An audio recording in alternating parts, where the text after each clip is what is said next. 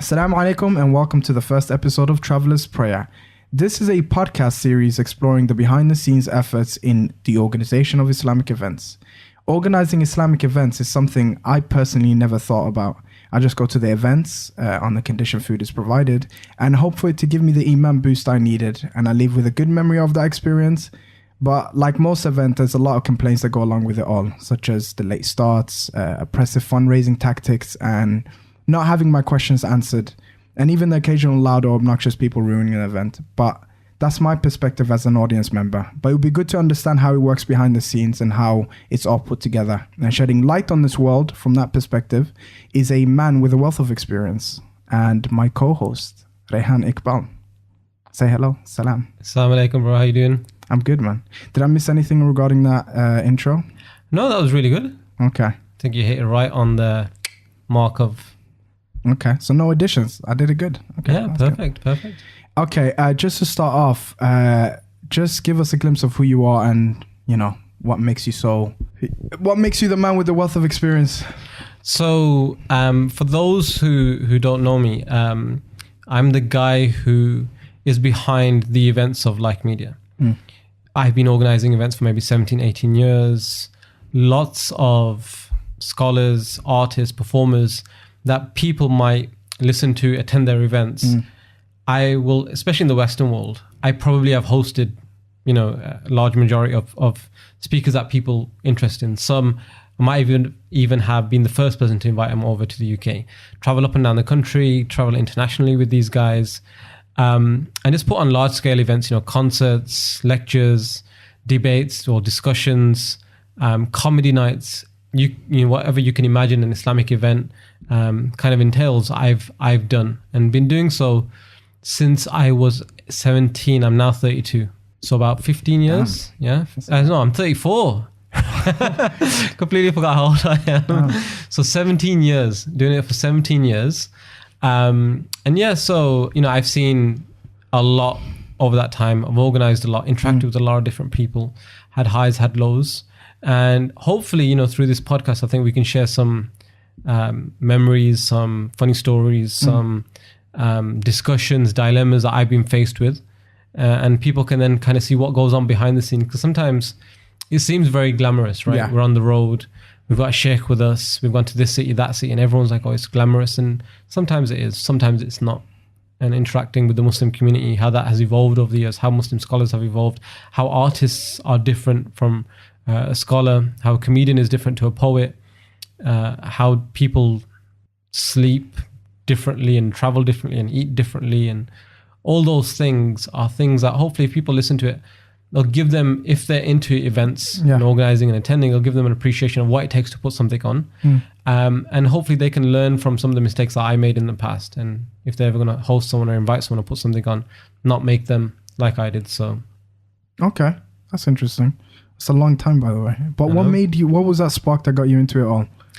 So I was, from a very early age, so I'm Pakistani, right? British Pakistani. And my mom used to always make us pray. We were like culturally Muslims, and not in a negative way, not knocking that at all. Yeah. So we used to pray, we used to fast and all that kind of stuff. And I went to a lot of lectures and stuff in mosques when I was young. No interest in them at all, because they were all predominantly in Urdu, right?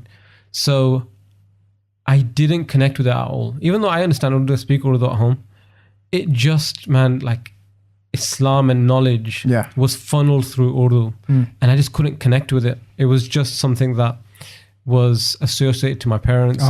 You know, kind of like cultural thing. But when I went to school, when I went to high school, there was an Islamic society there. So because I used to pray and all that kind of stuff, I got involved in the Islamic society. Then when I went to college, a lot of the guys from my high school went to college. As an extension, there wasn't an Islamic society at the college, so we helped build one up. And while I was at college, we were in Birmingham at Cadbury's College. Shout out to anyone who's been to Cadbury's College. Gang.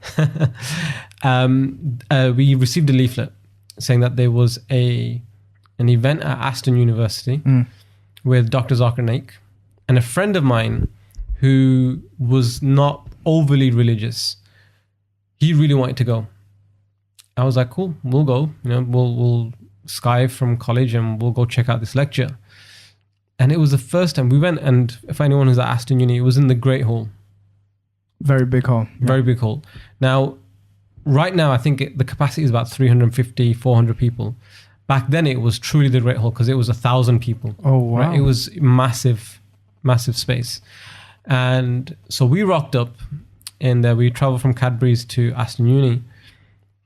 Full house, packed, 1,000 people. And it was the first time I saw someone speaking in English on this particular subject that I could relate to.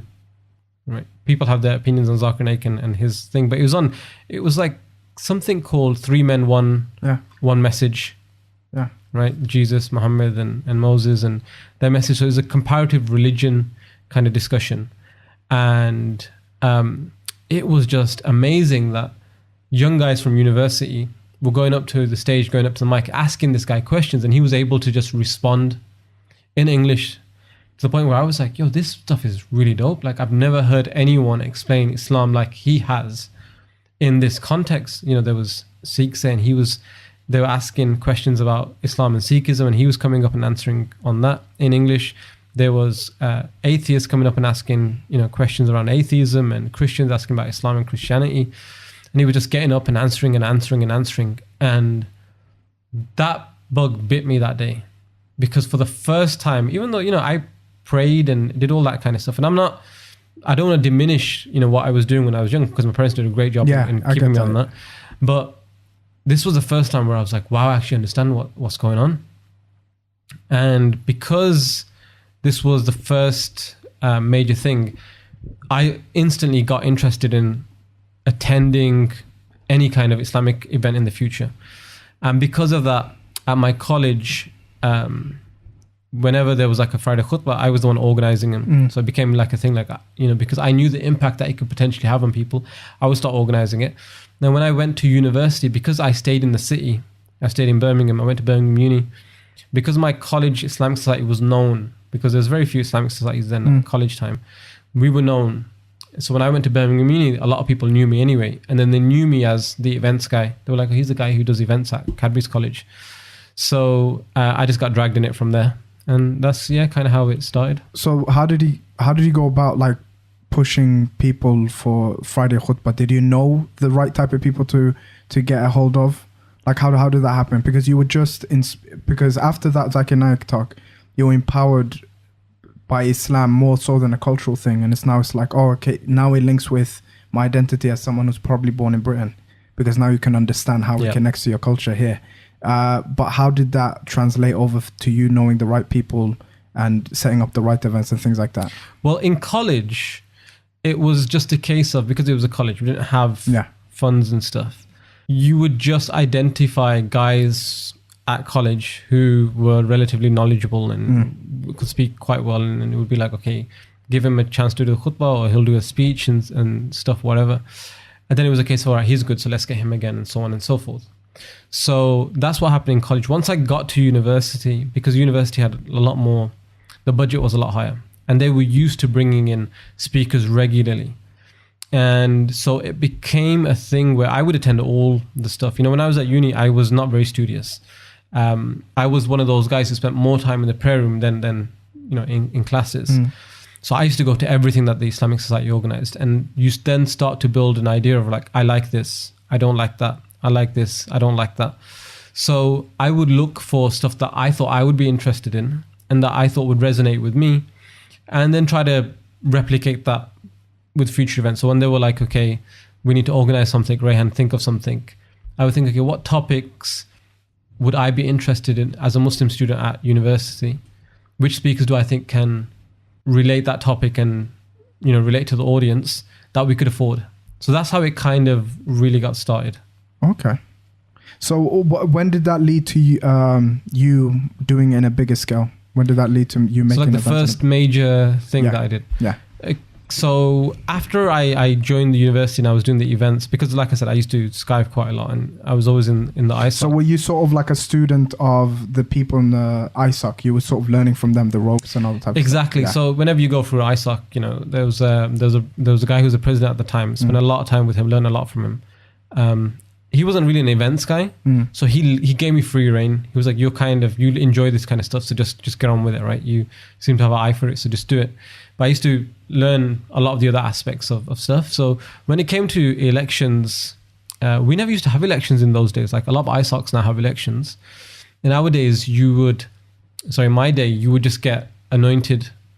So they say, okay, the next ISOC president, they'll have like a shura, get everyone together like a committee. Oh, mashallah. Yeah. It was, no democracy No here. democracy in those days. I was like the king, man, long live the king. The king is dead, long live the king. You just paid off your subordinates, like, vote for me next time. Well, there was never a vote, right? Okay. I was like, you mess with the king, you get chopped up. Yeah. So they just chose me. They were like, okay, the next ISOC president, this guy's always around and he's dedicated and stuff. So they made me the ISOC president. And because I came from like an events background and that's what I was inspired by, that was the easiest thing for me to do. And even before, while I was part of the committee, I was known for really pushing, when my friend was the ISOC president, I was known for pushing, like, let's do a big event. ISOCs just generally, especially in those days, events was the way that, this was like post 9/11. So a lot of events, you'd have big attendances at universities. I remember we did an event, random event, that now if it was to be replicated, you get 20, 30, 40, 50 people. We had like 250 people, like completely packed out. It's a lot. For a university, it's a lot. So it was in the time where people gravitated towards events because Islam was always in the news and it's about identity and are you British, are you Muslim, all that kind of stuff. And so I when I became president, events was my thing. And the year before, when I was not president, Imam Ziaullah Khan came from Canada. And he came to our university and I was in charge of, he was coming to the uni and they said, look, come up with a topic, with like a theme. So I came up with the topic and the theme. And when we went out to eat with him afterwards, because that's generally what happens, you bring a scholar over and you take him out to eat. He said, oh, your event, we had like 180 people. He said, your event wasn't well attended. And he didn't say it to me, he said it to like, a few of us. And he said, I came yesterday from this thing called Charity Week in London. And they had a packed out hall, right? I was like, what is Charity Week? And he said, oh, they've started this thing apparently in London where they've got like 4 or 5 ISOCs together and they raise money in a week for charity. I was like, oh, that kind of makes sense, right? It's the name Charity Week. Kind of makes sense. And I was like, this is a very easily replicable thing. It's not rocket science. And that was the very first time Charity Week had ever happened. So they had Imam Ziaullah Khan after the very first Charity Week.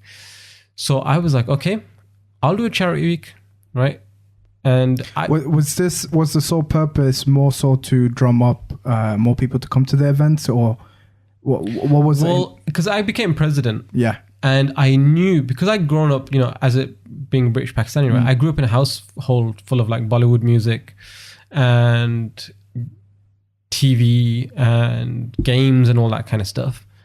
So I knew, and because I'd grown up around circles of good friends, I was involved in the Islamic society side of things. A lot of my friends from younger days weren't.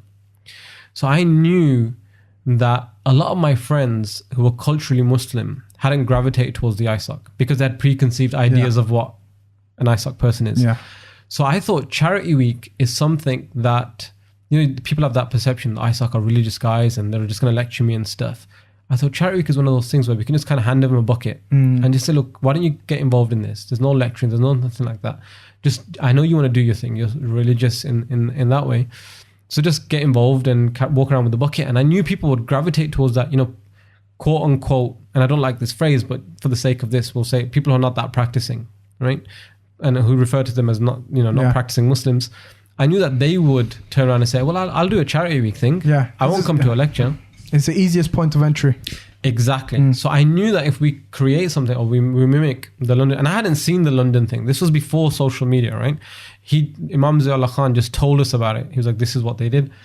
So I said, okay, if we do this, I think that we'll get a lot of people who are not that practicing involved in the ISOC. Yeah. Once they're there, they'll see that we're not those rigid caricatures that they think of us. So let's put this on. So when we did Charity Week, and I did it, and I reached out to a few ISOCs. It was the easiest thing I've ever done in my life, right? Not my concept, someone else's concept that hadn't been explained to me. I did it as the ISOC president of Birmingham Uni, and I called up like 3 or 4 ISOCs and I said, look, we're doing this charity week thing. Very easy concept. We'll get you buckets. Do you guys want to get involved? They were like, okay. And so before you know, we had like maybe 6, 7 ISOCs involved, just from me just making a couple of phone calls and liaising with a few guys who, you know, were in touch with those kind of ISOC people. And then because there was 5, 6 ISOCs together, I thought, okay, I need to do a big event. I need to do a big event at the end to kind of thank everyone for their accomplishments and what they've dedicated in this week, because it's tough walking around with a bucket, especially because we did it then in November, I think, which was a very cold time, and then it was snowing in that particular year as well. So I wanted to call Imam Ziaullah Khan back from Canada because his lecture was really good the year before. And now you got a bigger turnout, hopefully, inshallah. Exactly, right? So we have more ISOCs coming together. Yeah. And I thought, okay, well, we've done Imam Ziaullah Khan and people have put so much effort in. I want to do something special. And I thought, I want to get a nasheed artist. And I was very fortunate at the time that I was organizing this event. There was GPU, which is Global Peace and Unity, organized by Islam Channel, big conference, like I think 10, 20, 30,000 people maybe attended this thing. And Dawud Wharnsby Ali was going to be performing at GPU. So I emailed him and he forwarded his email to his manager. And his manager said, look, we're actually in the UK at the time that your event is happening. You know, maybe a couple of days before they were due to be in the UK, it was my event. And they said, what we'll do is we'll speak to Islam Channel and we'll ask them if they'll extend the flight and then we can have Dawood for your event. Right? So all of a sudden it went from Imam Ziaullah Khan to Imam Ziaullah Khan and Dawud Wharnsby. So they were willing to accommodate you to that degree? Well, the manager wanted to, because obviously, you know, Dawud was going to be paid and the manager was going to be paid as far as like his kind of cut. But he basically was going to say to Islam Channel, look, these are students, right? Okay. Extend the flight time, because they hadn't booked his flight at that point. So just these were the dates that we need to come in for. And Islam Channel did, which I want to give them kudos. So if anyone is listening to this right now and is part of a bigger organization, we at the time could not afford to fly Dawud Wharnsby in. Yeah, because that's what I was thinking, Yeah, we definitely couldn't afford. And they could very easily have turned around and said, listen, his flight was £800 and it's gone up to, I don't know, £1,000. You guys pay £200 difference. But they were just like, fine, we'll absorb the cost, because they were just like, okay, it doesn't affect us. It's not a direct competitor. It's an ISOC. They're doing some good stuff. So Inshallah. I really commend them for doing that, because I've seen over the years a lot of others who are like, no, even though they have the money, that they'll ask someone smaller to foot the bill. So if you have a bigger organization and you can help somebody out from that perspective, then always try to. So we had this event with Dawood and Imam Ziaullah Khan. So that was the major first major one, and there was loads of stuff that happened on that tour. Yeah. That I think would be interesting stories for kind of people to remember.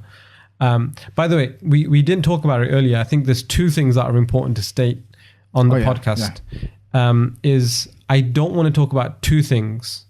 The first one is payment of people. In terms of specific numbers, we can say that someone was paid, because of course everyone deserves to be paid and everyone needs to be paid. But I don't want to give a specific number for a scholar or an artist or a performer, because everyone has a preconceived idea of value or how much someone should be paid or how much someone shouldn't be paid. So for one person, if I was to say this person X, I paid them £200, we'd have one person who would say £200, that's ridiculous. He should have been paid £1,000. We'll have another person who say that's ridiculous. The guy should have done it for free. And that impacts without being, because people don't have a barometer of what is an acceptable amount of money. Everyone does it based on their own reality and what they feel someone else should contribute. It's an unfair number to put out there for each individual, because people will just jump to conclusions and come up with their own understanding of, you don't know what their return of investment is on someone coming in and selling tickets, for example, or inspiring people, or people have bills to pay. So I just don't want to go down that route, because it just understandable kind of worms. And the second one is on tour sometimes what will happen is, and it's interesting because it'll be part of this story, but I'll share it for this story, but maybe not for others, is there's times on tour where you have beef. And I don't mean like beef throughout their entire tour or their entire event. There'll be times where maybe a couple of artists unhappy with each other, or you and an artist have had a slight tiff about something. And without having toured, without having lived that life, people might not understand why someone reacted in a certain way to a certain incident, because they weren't under the same pressure that someone else was in. Does that make sense? Yeah, that makes sense. So if we've been on the road for 5 days, lack of sleep, there is a high probability that someone will snap at a little thing. Now, that little thing, if we were to look at it objectively in cold light of day, you would say, I would never do that. And most people say, I would never react like that, especially a religious guy. I can't believe a religious guy would react like that or act like that. But without having been in that situation, without having gone through all of the different things that might have happened to someone over the course of 4 or 5 days, it's very easy to turn around and judge someone unfairly. So I think those two things, because it's unfair to give that information out to somebody and say, look, this is that's reasonable. Otherwise, it would be a gossip type of podcast. Exactly. And we're not that. Well, not so far anyway. So you're just about to ruin it. Yeah, exactly. Right. So the Dawud Wharnsby thing. So we're liaising with his manager, and his manager says to me, and I'll always remember this tour because there was a brother there called Dale Marcel. That's a sick name. Dale Marcel. And he was, which is even sicker, he was a drummer.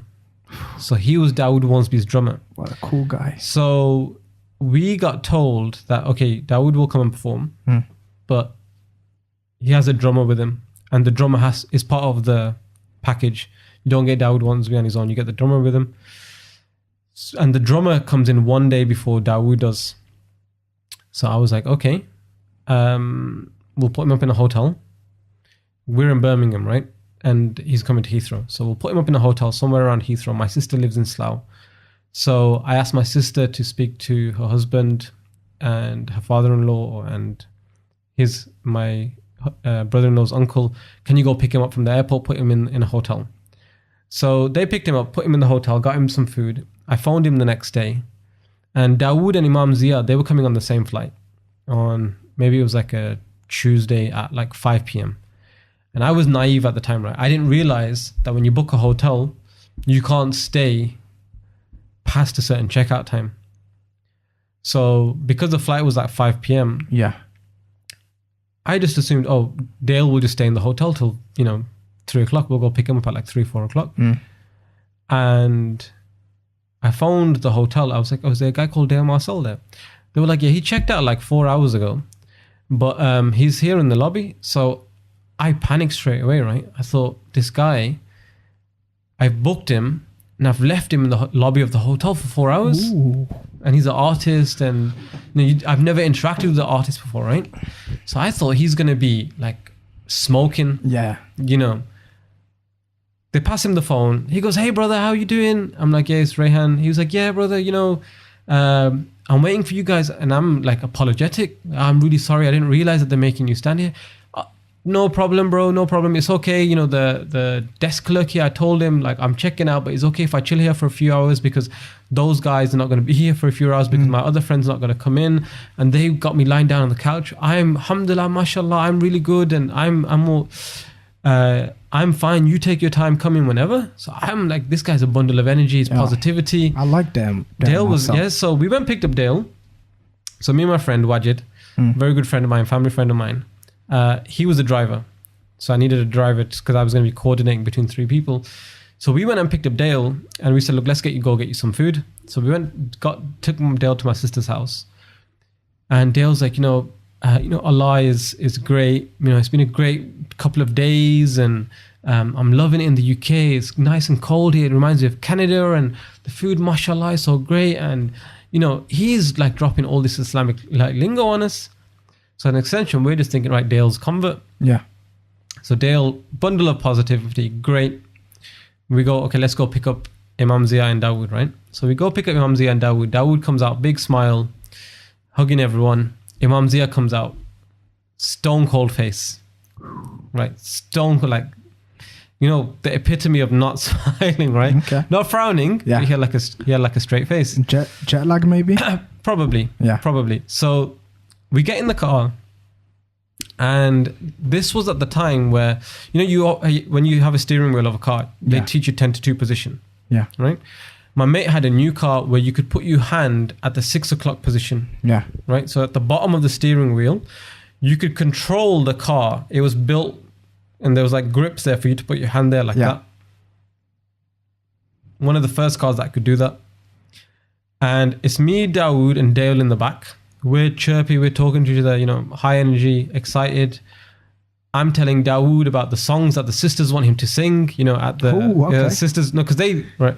I get it, bro. You have to get those seats filled up somehow. Right. So the sisters were like, when they found out we had Dawud Wharnsby, they were like, can you ask him to sing these songs, right? So I was telling him, like, look, we've had some requests for songs. And he said, look, I have a set that I do, but tell me what the songs are. I told him, and he was like, yeah, they're all part of the set anyway. So it's all good. So we're all chilling and vibing. My mate's got his hand in the 6 o'clock position, and Imam Zia goes, can you drive properly? And my mate goes, no, on this car, this is like they've made a grip and this is how you hold it. And he goes, I don't care. I want you to drive it properly. And my mate's like, no, but this is properly. And Imam Zia is still like in a bit of a bad mood. And he goes, I don't care. I told you, bro. I want you to put your hands properly. And then my mate, we're both like 19, 20, 21, something like that. So my mate goes, okay, I'll put my hands on the steering wheel, but I'm just going to let you know, like that this car is built like this is a new thing.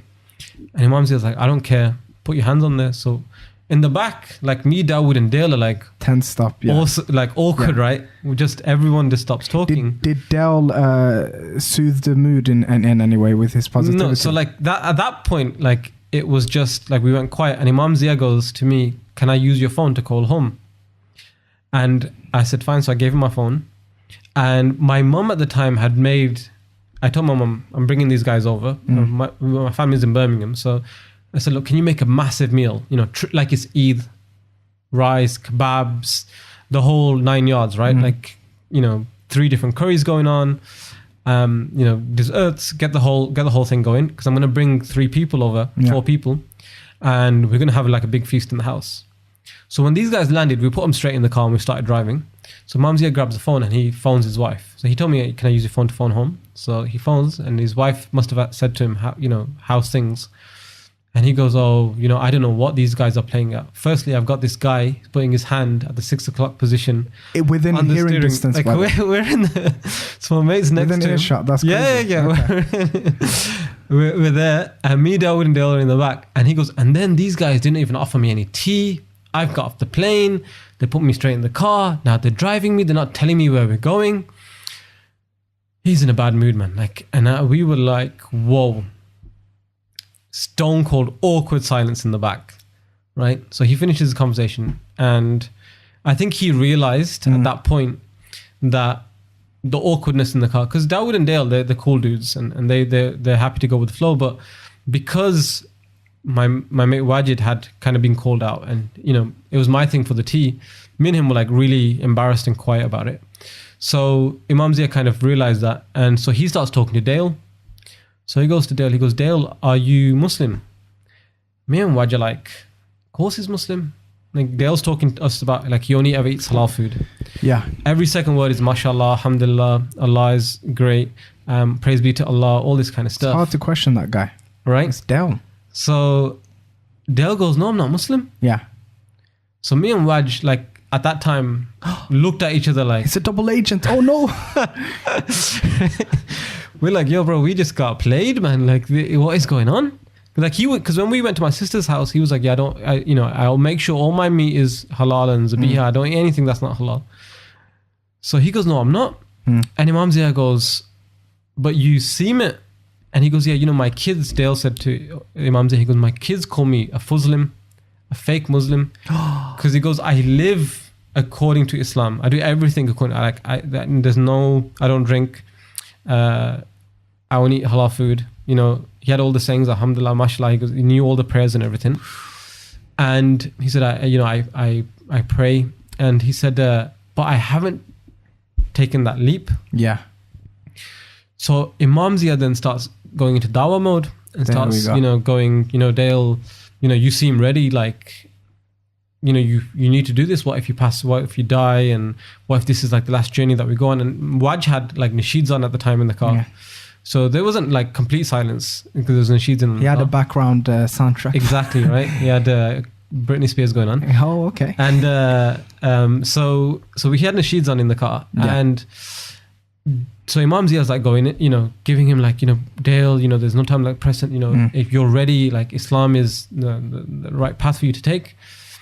And Dale goes, I don't know if I can make that jump, right? And Imam Zia goes, it's very easy. All you have to say is, Ashhadu an la ilaha illallah wa ashhadu anna Muhammadan Rasulullah, right? And he goes, just do that. And then you're Muslim. It's very easy to do it. Yeah. And then Dale's like, I'm not sure. And then, he didn't say I'm not sure. He went quiet.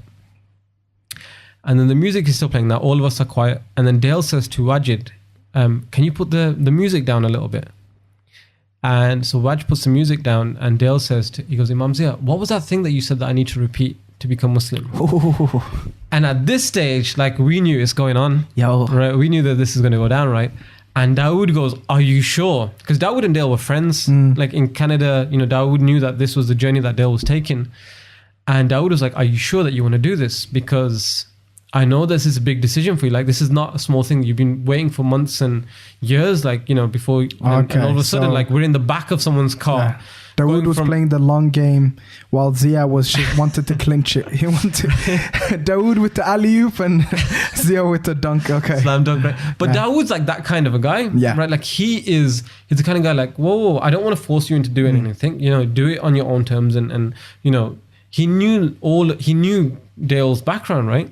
So he was saying, look, this is a big decision. And we're like in the back of a car driving on the motorway in England, out of all places, going to go eat food at someone's house. But and he's like, is this I don't want to interrupt you, but it's just a joke in my mind where you know how he was driving before and how scared Zia was of that. If he'd let him continue drive like that, he would have enforced the da'wah with the threat of like dying because of his reckless driving. That would have been forced to, In all fairness, he probably might have even said that right at the time. I just can't remember. Yeah. It's many years ago, right? Like, I would say this was around about 2006. Yeah. So we're talking 12 years ago. 13 years ago, because in 2019 now. And so Dawood's like, are you sure? And he's like, no, you know what? He's right. I've been, wasting so much time and I just need to do it. So he repeats the Shahada after Imam Zia and Imam Zia changed instantly. He became like, all happy and he goes, and he said straight up, he goes, guys, you know what? Before this, right, I was really moody and I was really angry and now I don't care about anything because now he's taking the Shahada. I feel like energized. I feel energetic. And he said, when you told me that you weren't Muslim, I was making dua for you constantly, right? As soon as you told me that you Muslim, that's what Imam Zia said. Because I was making dua for you constantly. Like, oh Allah, this guy's ready. Open his heart, make him Muslim, help him make that jump. And he said, all I did was help you facilitate that move.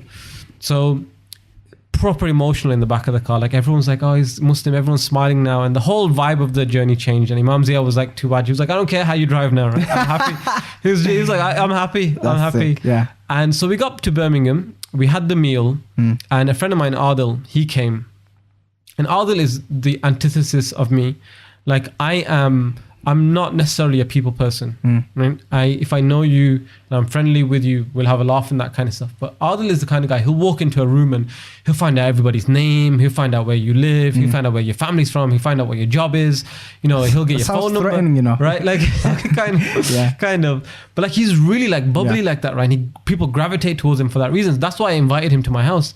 So Adil starts doing all the smoothing over stuff. So Adil's like getting familiar with everyone, happy with everyone, because they were all going to stay. Adil's family's, mashallah, alhamdulillah, very well off, right? They got mansions. So they were going to stay at his house.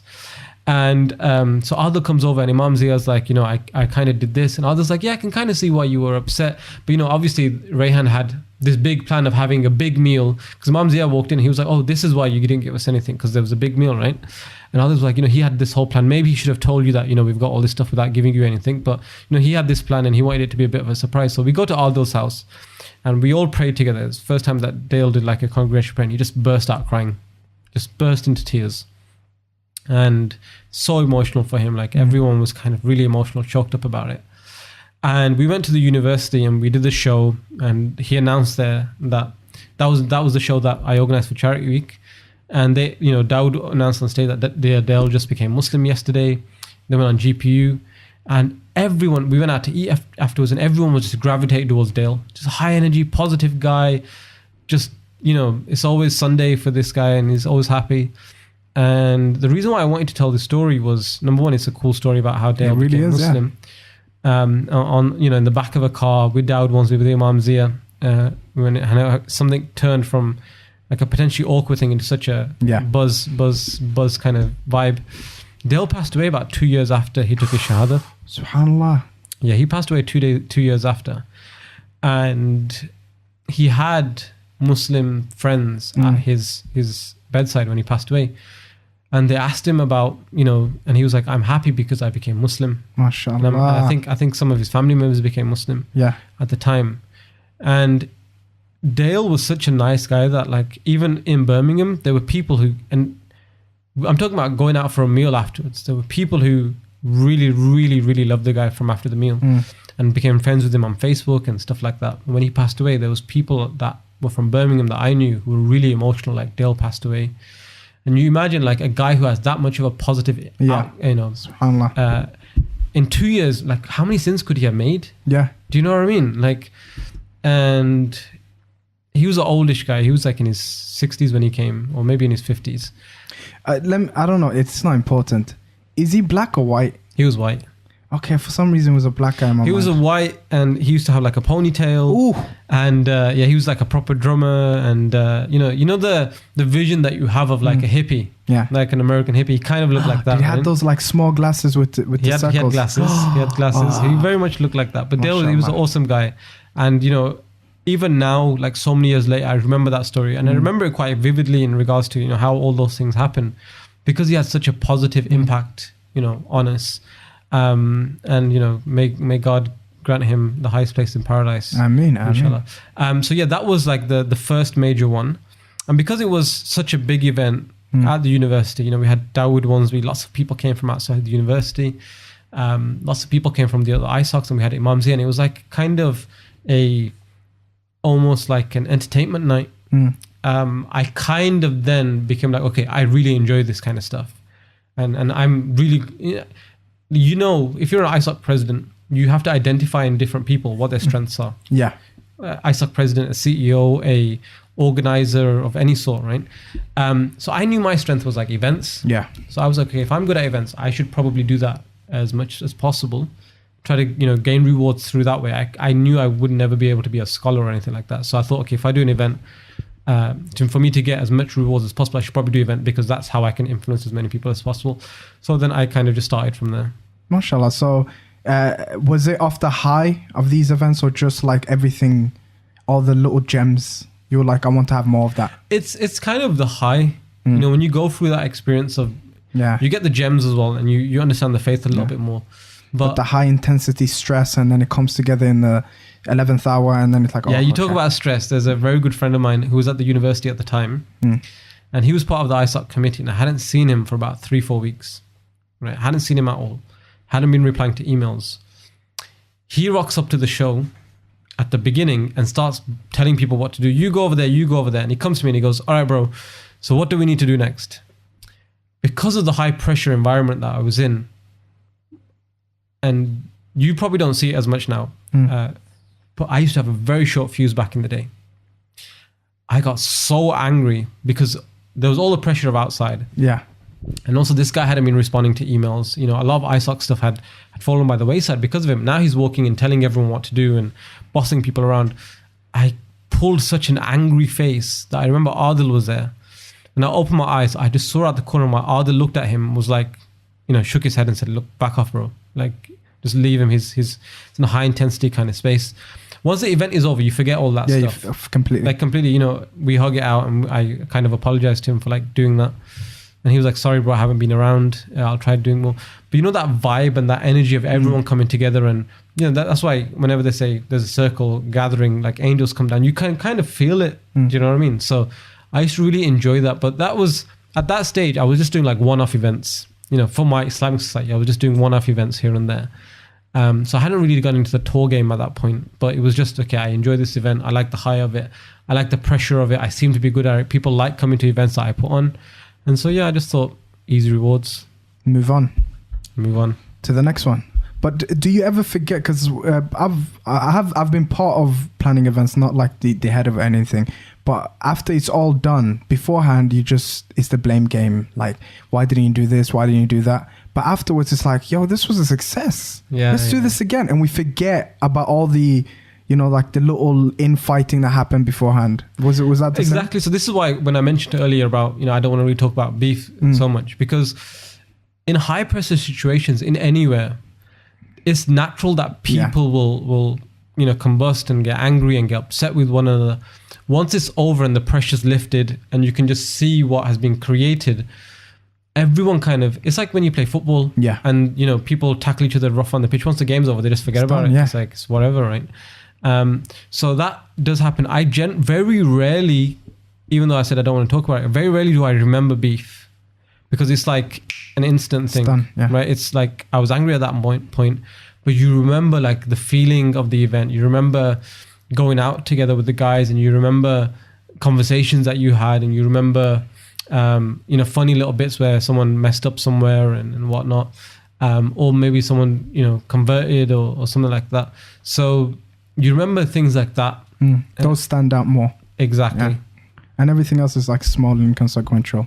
But that was like a one-off event, which was quite big. You had a revert there. Let's tally up the score. You had a revert.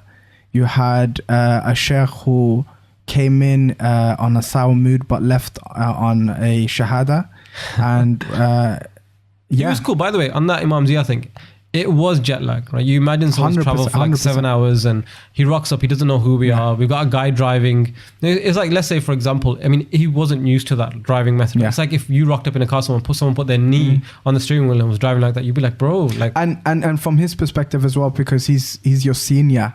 So he, of course, like he's going to have that sort of parental, guiding. Absolutely. We're very good friends now. We've talked quite a lot and we speak quite a bit, but yeah, like I said, it's a heightened thing. So okay, what was the next step? What did you set your eyes on after that? Okay, so after I finished my ISOC presidency, I was still involved with Charity Week.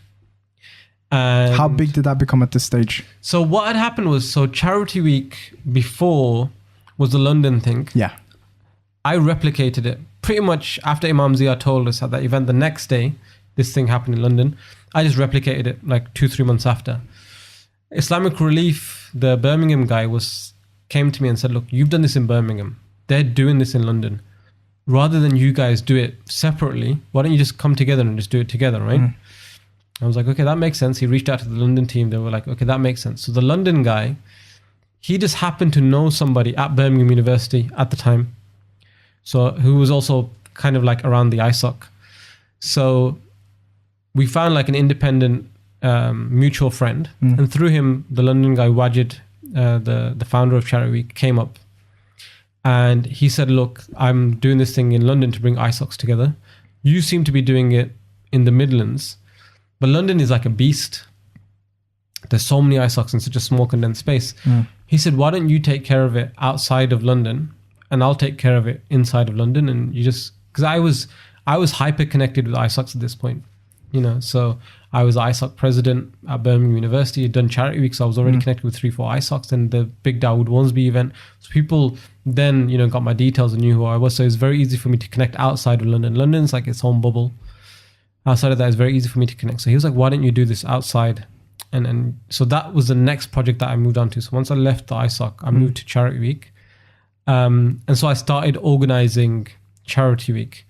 And again, because I came from an events background, I wanted to put on a big event at the time, right? So the next major thing was probably my first tour, and it was for Charity Week. Yeah. And it was with a sheikh called Faraz Rabbani. Very interesting how, so Shaykh Faraz, he had been studying in Jordan, somewhere like that. I think either Jordan or Syria. I'm pretty sure it was Jordan. He'd been studying in Jordan, and Facebook had just become a thing. So Facebook was a thing that lots of university kind of people were jumping onto. And I think at the time you had to be a university student to be part of Facebook. And I just happened to, I was thinking, all right, I want to put on a big event for Charity Week. Couldn't think of like a sheikh. So what I did this time was found a few local artists, but I said, okay, now I want an international sheikh. All of a sudden, mutual, or, you know, it says suggested friends, was Faraz Rabbani. And I knew him from Sunni Path. The Sunni Path at the time was like a big website where people would go ask questions and they'd get answers and stuff. One of the biggest platforms at the time on the internet. And he was like the main guy behind it in terms of answering questions. He was almost like the face of that brand without there being a physical face. Like it was just text. It was a text-based kind of answer question thing. So I saw him and I added him as a friend. And I thought, okay, let me send him a message. Didn't know where he was based. Didn't know anything. I just knew he was a Sunni Path guy. So I messaged him and said, Sheikh, my name is Rehan. I'm from the UK and I'm organizing an event. Would you mind coming over? And he said, you know, I've just returned from Jordan to Canada. I've been studying abroad for many years. I've just returned. And if all the things line up, I'd be more than happy to come to the UK to do this. And there's two things that I always reflected on from that is, number one is how fortunate that timing was that he had just returned from Jordan to go to Canada, right? If I'd emailed him 2 weeks beforehand, he might have been still in Jordan, unable to do that. So how, you know, God aligned the stars. I was looking for a sheikh. Like I'd been really looking for someone who'd be like the marquee kind of big name. And all of a sudden God's like, oh, there's a suggested friend on Facebook, added him. And he's just happened to come back to Canada. And the second thing is, you know, you have fake profiles. Yeah. I could have been talking to a guy with a fake profile. Right? I could have been what's it called? Catfish, right? Yeah. And, you know, once we were speaking, at that time, because there wasn't like a fraudulent internet kind of space, so it didn't cross my mind, like, what if I pay this guy's flight fees and I book it and blah, blah, blah, and we get him over and it's just some random, Nigerian prince, right? Like, you just don't know, right? But at the time, that didn't even cross my mind. And even back then, people were way more cautious when it came to bank details on the internet. Right. So, I told Islam Khalifa, like, I've got Faraz Rabbani, can you pay for it? And they were just like, okay. They just took my word. They didn't ask for like anything. They were like, okay, get his flights booked and so on and so forth. So those two things, like at any stage, and I know organizers recently who have been hustled like that. So a couple of friends of mine have lost a couple of £1,000 where they've spoken to who they thought was a sheikh on Facebook or on social media. Turned out to be a guy with a fake profile, sent them money as like a booking fee, like a deposit. Turns out it's not even him, right? So that's actually interestingly one of the reasons why so many scholars took up Facebook at a certain time, because there was a big thing, like scholars didn't want to get on Facebook, a lot of them. But what was it about your interaction with him that made you not doubt his credibility, that it was It just didn't come to mind. It wasn't like an idea like this might not be him. Perhaps that was divine intervention as well. That's what I mean. It was just like, okay, that's him, and he's speaking to me, and kind of let's move forward with it. So he agreed to come to the UK, and it was going to be like his first, sojourn after studying. He'd been studying for many, many, many years abroad. And again, I was very fortunate to be the first person. But then, because I was flying him in from Canada, I thought, well, I can't just get him to come do the Charity Week event. It's a bit lame to say, listen, come all the way from Canada to do one event and then kind of go off again, right? Especially if the event was going to be like 100 people or whatever. It's a long way for someone to come for a short kind of journey. So I started liaising with a few different people, started saying, okay, we've got him here. Would you guys mind hosting him, going to another place? Would you mind hosting him? And it ended up being a 4-day tour. And I kind of liaise that. So that became the first big tour that I had to kind of organize. So it went from like event to all of a sudden creating a 4-day tour. But a lot of my interactions were shaped heavily from this particular tour. Because Sheikh Faraz was what I like to deem one of the older school type of scholars. And what I mean was, when he was due to come into the UK on a Friday, our event was like Saturday or something like that. And he was due to fly into the UK at like 11 a.m. And because he'd been studying abroad, he wanted to go to Cambridge to go meet Sheikh Abdul Hakim Murad. So he goes to me, look, a friend of mine will pick me up from the airport. So a friend of his would pick him up from the airport. And he said, can you arrange for me to go to Cambridge and meet Sheikh Abdul Hakim Murad? And I didn't really give a thumbs up or like a positive response, like, yeah, I'll sort it out.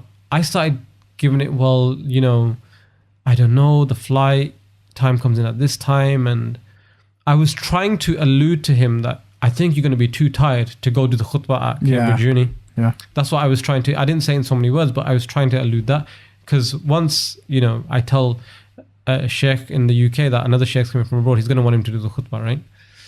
So he kind of read between the lines and said, listen, if you're worried about me being tired, don't, as soon as I land from the airplane, I'm going to be ready to go. Like, you want me to do a speech in Heathrow Airport, I'll do it. Right? He was like, and that's how professional. That's how the old school philosophy was, right? Like, I'm not going to be tired. You've got me over here in the UK. You want me to do 10 events in like 2 days? I'll do 10 events in 2 days. I'm not going to ask for you know, a large sum of money. I don't even think he even asked for any money, to be honest. So it was like very much accommodating and this like old school way of doing things. And that's something that I've seen missing, you know, much further on down the line. And again, are you referring to the diligence and the professional etiquette and how he conducts himself? Not the professionalism, but more along the lines of the fatigue and the tiredness. Okay, and the need to, like, okay, when I land in the country, I need to rest for a day. It's like that pampering, like, you know, making sure that they're in the A game, or like making sure that they're comfortable and all that type of stuff. But he didn't care about that. He was just like, I ain't gonna be tired. Let me go do this thing. I want to do it. And I was like, okay. So when we talk about, you know, the first few like media tours, I was impacted heavily by that, because I was like, oh, that's how sheikhs roll. Like, he just lands in the country, he's ready to go. I didn't realize that obviously everyone is different. Everyone has different kind of temperaments and stuff. So I remember that specifically from that tour. And I remember Talib al-Habib, who's like an Nasheed guy, who then was like helping me out a little bit. He said to me, we were driving, and he said, you know, loads of people have been phoning you, because loads of people he's an international guy, first time over, and he's been studying for so long. Loads of people who follow Sunni path were his fans and really, you know, liked him. So I was getting phone calls left, right, and center. And Talib al-Habib, Dr. Asim Yusuf, he was in the car with me, and he was laughing when we were going to, I think, Liverpool. He said, you know, all you wanted to do, kid, was put on one event for your charity week. And all of a sudden, you've got 4 events that you've had to organize back to back. Like, you know, you don't seem like an organizer of tours. You just seem like a kid who wanted to do his thing. And I remember thinking, yeah, I only wanted to do my thing, but I think I could do this tour stuff. Like, even though there was a lot of people messaging me and interacting with me and asking me questions, I was like, it's not that much more different than doing an event. And I liked when we went, because we went to Manchester, we went to Liverpool. I liked meeting different ISOCs in different spaces, interacting with different kind of communities, seeing how they responded to the scholars. You know, they you know, when people talk about the fun side or the glamorous side of touring, when you go to an Islamic society, from the point of the lecture to the meal afterwards, it's very glamorous, right? So that law kind of pulled me into doing tours, because we went to an Islamic society, they rolled out the red carpet, feeding us beforehand. Sheikh Faraz does the lecture, everyone's inspired, everyone's loving it. Then we go out for eat, all the guys are there, all the brothers are there, everyone's, you know, vibing and jamming together with each other. It's just positivity on top of positivity, right? So that radiance, that level of spirituality, I was like, man, it's very addictive. Very addictive. So I was like, okay, I want to keep doing this. So that kind of set me on the road to organizing like tours. Okay. That's the spark after that event. When it got so big, you're like, okay, this is a workload I can deal with. Okay, exactly. That's interesting.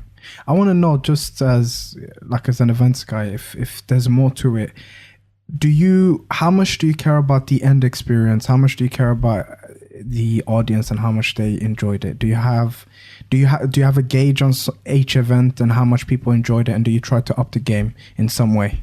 from your end? Yeah, I think it's different for each individual organizer. My thing has always been, I don't care who turns up in terms of numbers wise. Yeah. So, you know, a lot of organizers and organizations are always shouting about the numbers. We had 500 people today. We had 200 people today. We had 1,000 people.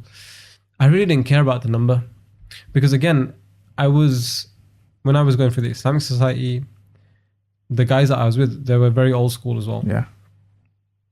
And all the scholars that we used to kind of spend time with, they were all along the lines of whether there's 2 people there or 200 people there, you know, it's still a circle of knowledge. The angels are still coming there. You're still being rewarded for their effort.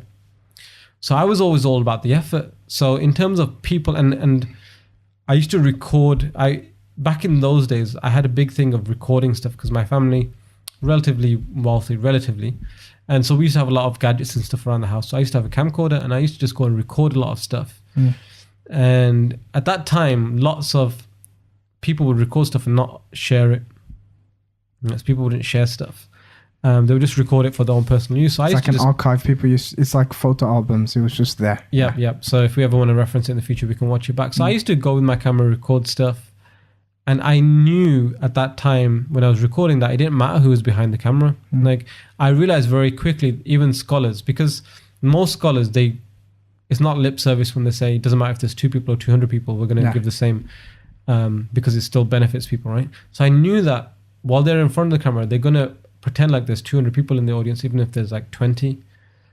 So I knew instantly, like, okay, I don't need to pretend as if it's a big show, because people don't know whether it's big or small show. They can't see that. However, the quality of the show was very important. That was always a big thing, because again, because I came from that Bollywood, you know, TV, computer games, sports kind of upbringing. A lot of my friends weren't going to like Islamic lectures and things like that. So I wanted to give, I was always putting on something thinking, would my mate come to this? And if he came to it, would he enjoy it? Like, would he want to come back again? So I didn't grow up with a family that was very much, you know, Islamic in terms of traditional knowledge, where, you know, there were scholars in my family, nothing like that. So I knew, so I didn't have that kind of leaning towards, you know, putting on an event that necessarily was like, you know, like a course or a class or something like that. It was more, how can I entertain people about Islam to keep their minds engaged, to compete? Because I always had a thing that a guy can come or a girl can come to our event, but they would have to choose our event over going to the cinema or going to a nightclub or going to a restaurant with their friends or watching something on TV, or, you know, loads of or playing computer games or playing sports or whatever it might be, right? There's all these things in the world that someone can, we're competing with all of these things. Like, we're not just competing with like another society's event. People have all these options that they can do. So how do I create something that competes with that at the level that somebody would choose this over that? And I would always start from the premise that I myself wouldn't go to this Islamic event. So how do I make someone else interested in coming to it? That's why, you know, later on when we talk about some of the tours, you'll see quirky names and ideas. Because I was always like, how can I get people interested in this? Because most people, especially attendees to Islamic events, feel as if they already know. So it's very rare you'll have someone who says, oh, I'm going to learn something completely new about Islam. Most of them are like, well, I've been Muslim for my entire life. I've been listening to lectures all the time. What are you going to present to me that's different? So it's tricky to get that person to try to come to something if you don't have a fresh angle on it. So the show itself, and because one of my first ever events was the Dawud Wharnsby and the Imam Zia one, the people that attended that one were massively different in terms of makeup of the audience than who came to the Imam Zia one on his own when he came the year before. You have different people. You have people who wouldn't turn up to an Islamic event usually. So when I would see that in a crowd, and I was a very humorous guy. Like, I used to have a short fuse, but I used to have, you know, like a lot of humor. I used to mess around a lot.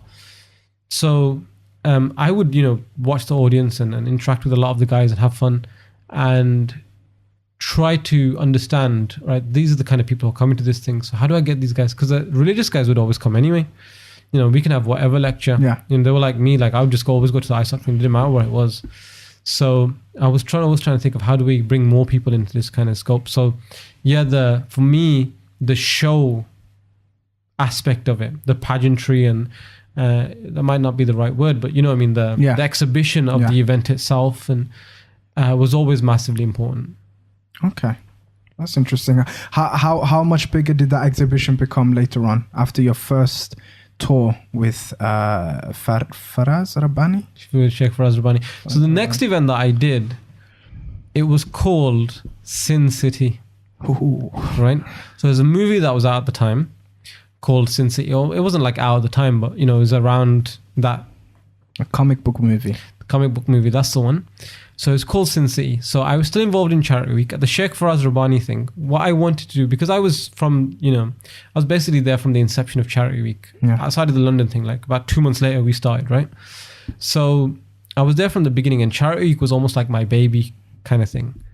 And I always had the philosophy, because I also came from an ISOC background. Yeah. I was a president. I was a foot soldier first before I was a president. Okay. So I was, putting up posters and asking people to come to events and putting out the carpets. And I was doing all that kind of stuff, right? Whatever the ISOC wanted me to do, I was doing it. So I was also heavily centered around, we're doing all this stuff and we're raising money for charity. Yeah. We're raising it for Islamic relief. We weren't being paid for it. Islamic relief should give us something back in return. Yeah. Right? I didn't want money. I said, okay, I'm really good at events. So whoever raises the most amount of money in Charity Week, I want Islamic relief to fly over a sheikh for their Islam Awareness Week. And Islamic relief were like, okay, that's fine. We'll fly this over. And they were kind of a little bit cheesed off because London weren't asking for that. London were like raising probably 4 or 5 times as much as what we were. But I was adamant that we need you guys to fly a sheikh in for whoever wins the Charity Week. And because I'd been doing it for so long and I was so friendly with the Islamic Relief guys, and they were like, look, if he's saying it for a reason, right? He's not just saying it just to have a big show. He's saying it. And I was kind of saying it to have a show, but also I knew we had to incentivize people to get on board with the Charity Week thing. Right? Like, and your resources isn't to the same degree that their resources, the budget that they have is a lot larger than yours. Exactly right. And also, like, if someone's going to be standing out, because I was, like I said, a foot soldier. We were standing out in the cold with buckets when it was snowing. We had guys sacrifice lectures to go get Krispy Kreme donuts and sell those on campuses. We had people baking stuff and bringing it in. This was that time where, like, Charity Week now is everywhere. This was like a brand new concept, right? It was just insane. So, and it was like, it was just blowing up everywhere. Like, we were just going out to people, oh, this is what we're doing. And they were just coming on board. So we were doing all this stuff. And I thought, at the very least, you can fly a sheikh over for someone's Islam Awareness Week. Yeah. Charity Week's in November. Islam Awareness Week is in February. So the Shaykh Faraz Rabbani event, I announced, and my wife's sister, my sister-in-law, she was in South Africa. And I said to my wife, I want to invite Sulaiman Moola from South Africa. She said, oh, my sister's from South Africa. Her husband knows his brother really well. So the word went through my wife to her sister, to her husband. Can you get Shaykh Sulaiman Moola's number so that Rayhan phoned him? So he went to his brother. His brother went to Shaykh Sulaiman Moola. Yep, fine. Number came all the way back to me. So I phoned him up. Again, never spoken to him. He doesn't know Charity Week because it's not a thing then. He doesn't know Rayhan. He doesn't know, there's no organization. Just phoning him up. Can you come to the UK for this thing, for an event? He's like, okay, I'll come to the UK for an event. So we announced it at the Shaykh Faraz Rabbani event that, okay, whoever wins the Charity Week, there's a special surprise. You're going to get the speaker for Islam Awareness Week. So by this point, lots of people knew that I was an event organizer, right? Because I did the Charity Week, I'd done the Dawud Wharnsby thing, and I had done lots of other smaller events along the way. And so I had a reputation with the De Montfort Uni guys. And the De Montfort Uni guys were like, okay, you're bringing this speaker. So, you're talking about the show aspect of the entertainment kind of aspect of the event. They were like, what's the topic? And again, I would always reference, like, if my mates from high school were coming to this, what would intrigue them? You're not curating for the typical audience that would come either way. You would curate into a different. Exactly, right. So I was always thinking about how do we get more people in? How do we get more people in? So I came up with this idea because they wanted to do something around, it's Islam Awareness Week and Heaven and Hell. And I was like, rather than call it Heaven and Hell, why don't we call it Sin City? And we mimic the poster of the movie. If you remember the movie, it's a black poster that it had red writing on there. So let's mimic that poster. And the ISOC president at the time, Sahel at De Montfort Juni, fell in love with the idea. He was like, man, this is an amazing idea. Let's do it, right? And we were like, okay. So we went out, told Shaykh Sulaiman Moola, the event's going to be called Sin City. He was like, well, give me a synopsis, what you want me to talk. Talk about, like the world and how it's full of sin. How cities are full of sin, right? Yeah. I can't remember what we told him specifically. But it was eloquent and exactly, right? He got the gist of it. Now, the reason why this particular event was so special was this was kind of the days before social media. So Facebook was around. Facebook wasn't like mature where people were adding like 2,000 people to an event and inviting 2,000 people, 5,000 people, and you would have 200 people saying I'm attending, so on. We went old school with it. So I gave the De Montfort team, the speaker, the concept. I worked with Sahel, gave him the brief. He got the poster made. And I said, this is how we want to advertise and promote it. This was in like 2007, I think. Yeah, I think 2007. So there's no social media to advertise this. There's no paid advertising. Google ads we weren't doing, YouTube ads we weren't doing. We weren't a charity with hundreds of pounds to do, paid promotion and paid staff members. We didn't have adverts running on Islam Channel. We were just a bunch of students. I was in Birmingham. The De Montfort team were in Leicester. And we went old school. I got the posters designed. Islamic Relief paid for it. We put posters around, word of mouth, telling people to turn up. Now, you studied at uni, right? Most university lecture theatres are like 300 people. Yeah. We had a 330 people lecture theatre. Yeah. 700 people turned up. Like it packed out. People sitting on each other's laps and that. People were sitting on laps. People were sitting on the stage. Okay. People were sitting on steps. People were sitting in the doorways. We got an additional room because at the time, De Montfort Juni had this really weird thing that they would, whenever they'd invite a speaker, I'm talking about the ISOC, they would have men in one room and the woman would be in a different room and they'd watch the thing through video link. Even if the room was empty. Even if there was like, seriously, even if there's 4 guys in the room, they were like, this is how we roll, bro. Yeah, this is our thing, right? Yeah. I was like, bro, but it looks dead in here. They were like, we don't care. We're not, what you call it. But with this particular event, there was more women than men. So once we put all the men in, they had the spare room. The spare room was overflowing as well. So the spare room capacity was like 150 odd people. That was overflowing. So then they had to get the women from there into the back of our lecture theatre. 700 people, top to bottom, spaces everywhere. And Hassan Rasool, who I booked on the Shaykh Faraz Rabbani. Remember I said that we had some domestic artists on the Shaykh Faraz Rabbani one. Hassan Rasool was one of those artists. And when he heard, when we did the big reveal, and we said Shaykh Sulaiman Moola is coming, and he's going to go to the winner of the ISOC, he was like, because Hassan is South African, heritage-wise, his family's kind of from there. He was like, do you know who this guy is? Like, this guy is like a teacher to us and he's big and blah, blah. So Sahel was like, why don't we bring Hassan? Because if Hassan likes him so much, and Hassan's like a Quran reciter, if he likes him so much and he is that much into him, it would add to the pageantry of the event. If we didn't just have, Shaykh Sulaiman Moola, we had Hassan there as well. He could do some recitation. So Hassan came, and Hassan was like, again, because I record all this stuff, Hassan was like, bro, turn the camera around.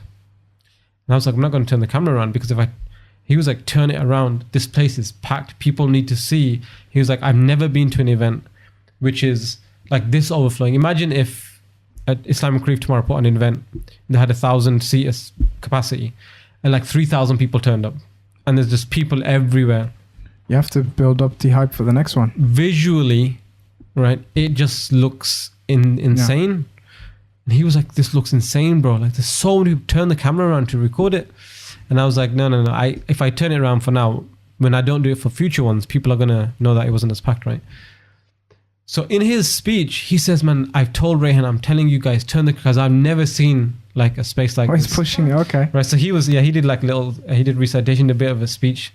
Shaykh Sulaiman Moola did his speech. It's like 2 hours long, and everyone stayed. Like, everyone stayed. There's people there who were not Muslim. And that became like such a big thing that all of a sudden now, forget, the Midlands and London, like all of a sudden, people in Leeds and Manchester and, Glasgow and Wales and down south were like, oh, there's this guy in the Midlands, Rayhan, organizing events. And, he put on an event and 700 people turned up. And one of the things that a lot of people didn't speak about, that I want to speak about right now, just real quickly, is De Montfort Juni's Islamic Society at that time. Now, I'm a guy who's been around Islamic societies for 17, 18 years. Is by far, hands down, the best ISOC committee I've ever seen in my life. That's big words. From then, before then, till now, I've never seen an Islamic society that was as good as them. They had everything in their society. So they had a president who was a foot soldier, got things done, made things happen, motivated his team. They had his respect. And me and him worked very close. Like, De Montfort Uni became my second home. I was doing far more stuff at De Montfort Islamic Society than I was doing at Birmingham. So I was there regularly, talking to him regularly, and we were always like brainstorming what we're going to do next. You had the previous president who became like, the advisor. He was a Maulana from like the local Darul Uloom. So you had, like the knowledge kind of individual there. You had guys in the committee who were from Cadbury's College. Yeah. So they'd been through the system of knowing an Islamic society. So they went from Birmingham to De Montfort. So they had, again, people who knew how to run the show. They had guys who hung around with the quote unquote, the DOSA type of guys. So they would bring those guys into the prayer room and into the Islamic society stuff. They had sisters who were just on point, sisters who were part of FOSIS, who were part of, other national Jimas and other national Muslim organizations. So it was almost like they had the perfect construct of what an ideal Islamic... I'm sure they had their problems and stuff, but they had like a, construct of what would be a perfect Islamic society. They're the only ISOC committee I've seen over the years. Many ISOCs would have done a very good job of this event, but nobody would have been able to do what they did at that particular time. Is it because they were collaborative and they all had their different like skill sets and they worked well together? And it was almost like a perfect storm. Yeah. So you got Rayhan coming in with the Sheikh from abroad, coming up with this Sin City concept. And then you've got the guys on the ground who can get the word out. Because I was in Birmingham, I couldn't do the promotion of it. Yeah. I could do a little bit on Facebook and stuff. But like I said, Facebook wasn't really the thing to promote stuff.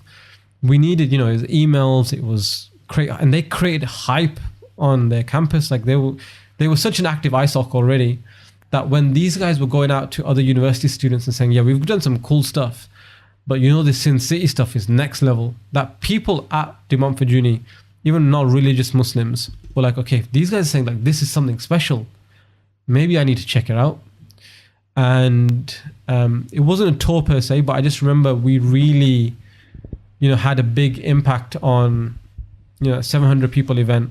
And that just became all of a sudden, FOSIS and Charity Week and Islamic Relief and De Montfort were like, okay, we need you to keep putting on these things because other people aren't seemingly able to put on the kind of shows that, I was able to put on at the time. And it might sound like I'm bigging myself up. I get it. You came in with a fresh breath of air because not, like you said, not many people was doing things like that. The culture was relevant. Like something like Sin City wouldn't be known to like the older crowd, but perhaps the younger people like, okay, this is something familiar within my, like pop culture theme and that type of stuff. And, with that said, I did take, because it was so refreshing and not refreshing, sorry, because it was so different. I took a lot of heat at the beginning because again, this was like an old school kind of mentality thing, where I was going out with cool posters. I was coming up with cool concepts for events. I was coming up with cool logos and poster designs and stuff like that. And a lot of the older crowd who were like advisors, scholars at the time, were telling me, you're putting your energy in the wrong place. That kind of stuff is fine, but you're bringing flaky, not in so many words, I'm paraphrasing, but they're saying like you're pandering to like flaky whims and desires. You know, we want quality, not quantity. You know, that whole old rhetoric of people don't change, don't attend things because of a nice poster. And my whole philosophy and viewpoint was, anything that's visually appealing is always going to attract people. And whether it's food, right? You see a dish in a restaurant on a nice poster, you're probably going to order the one that looks nice, right? Yeah. Same with, you know, men and women attracted to each other. They're going to be attracted to attractive people, right? And I was trying to say, it's the same thing with Islamic lectures. How many times can we keep telling people like, come to learn about what is Islam and who is Muhammad sallallahu alaihi wasallam, and you know, the same things that we're doing year on year. The same thing that when I was growing up, I was like, I've heard this thing already. Yeah. How can we keep presenting that over and over? So I wanted to do like, I was creating quirky logos, posters, titles of, you know, one of the tours that I did shortly after this was called, do you remember the movie Dude, Where's My Car? Yeah.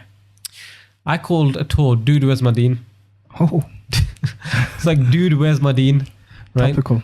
So, and the poster was like the movie poster. I don't know if you remember the movie poster. There was like the two guys in there. They were like this. Yeah, with the hands up, kind of like, where's the car?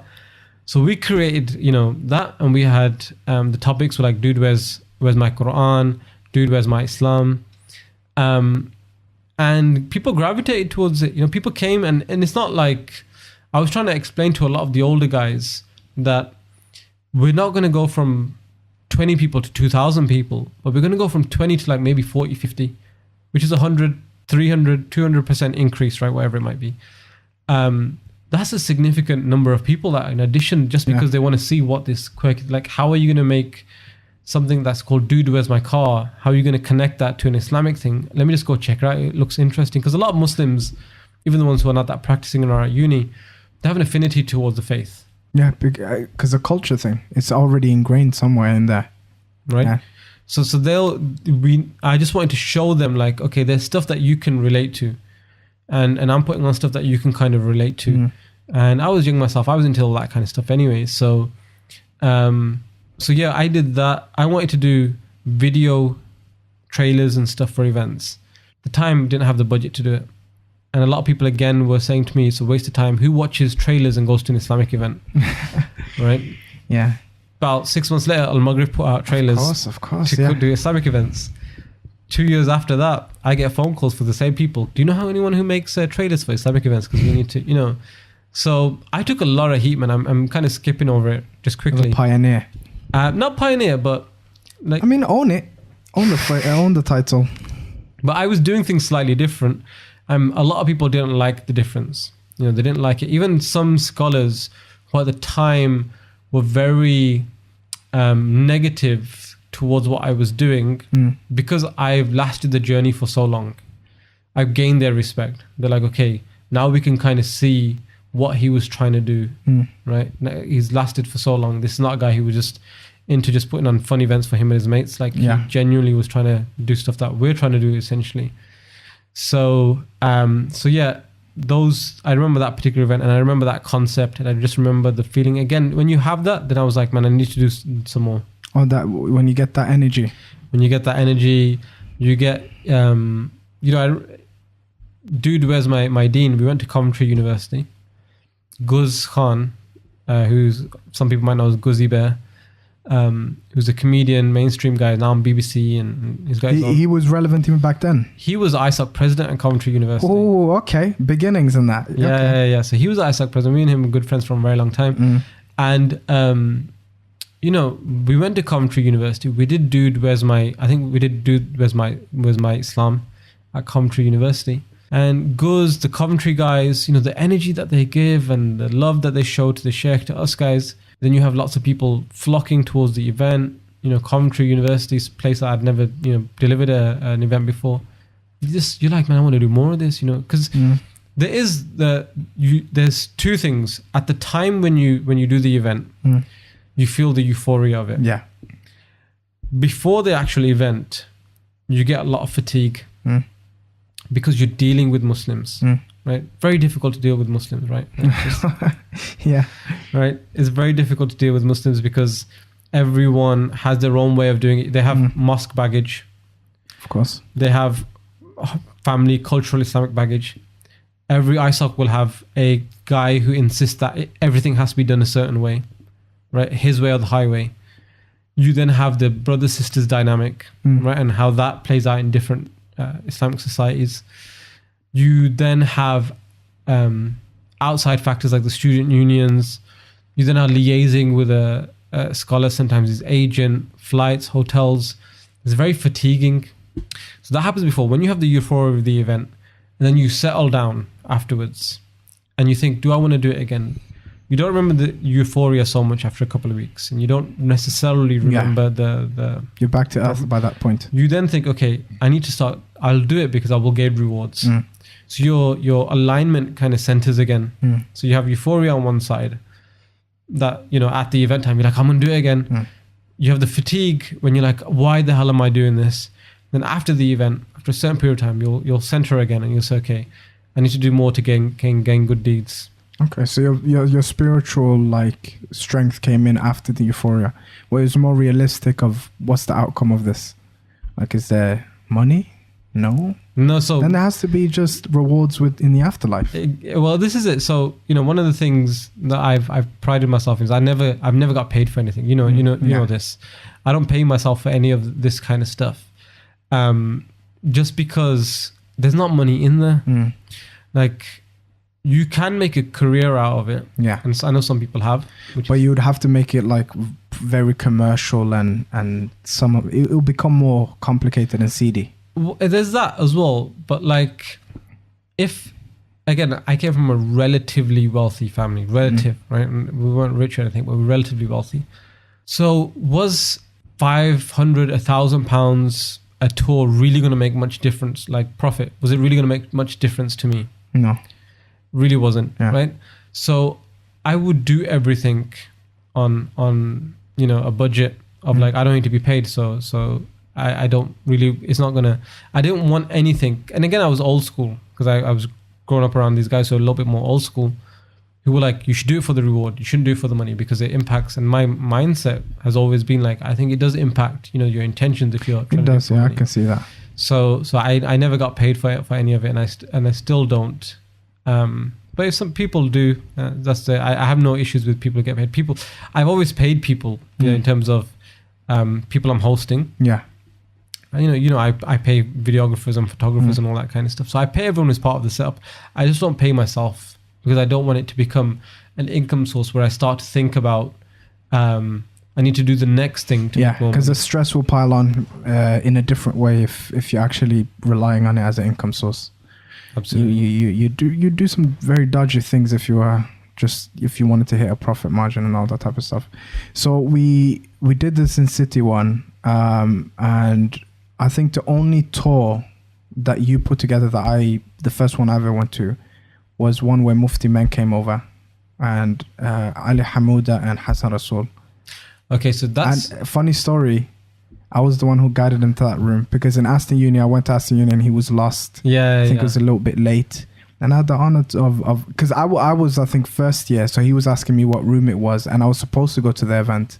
So we were both lost and we were both but I was a student. So he was looking for me for guidance and I had so we were just reading the signs and getting lost together. And then afterwards he sort of remembered me. He's like, hey, you're the guy who got me here. Yeah. Does he remember you now? I'll probably not. I'll be surprised if he did. Okay, well, Ali's a cool guy. He probably would. But so that was a 2011 event. Yeah. And prefacing that in 2007, off the back of the Sin City event, so it went amazingly well. And my sister-in-law, asked for feedback. How did the event go? Oh, I said, it's amazing and all that kind of stuff. she said, oh, there's another few guys that you should look at from South Africa. So she mentioned Sheikh Ibrahim Bam. She said, you know, he's an older type of scholar who a lot of people listen to. She said there's Maulana Sulaiman Ruvat. He comes on the radio quite a bit. And she said there's a guy called Mufti Ismail Menk. And she said in Ramadan, he comes to South Africa.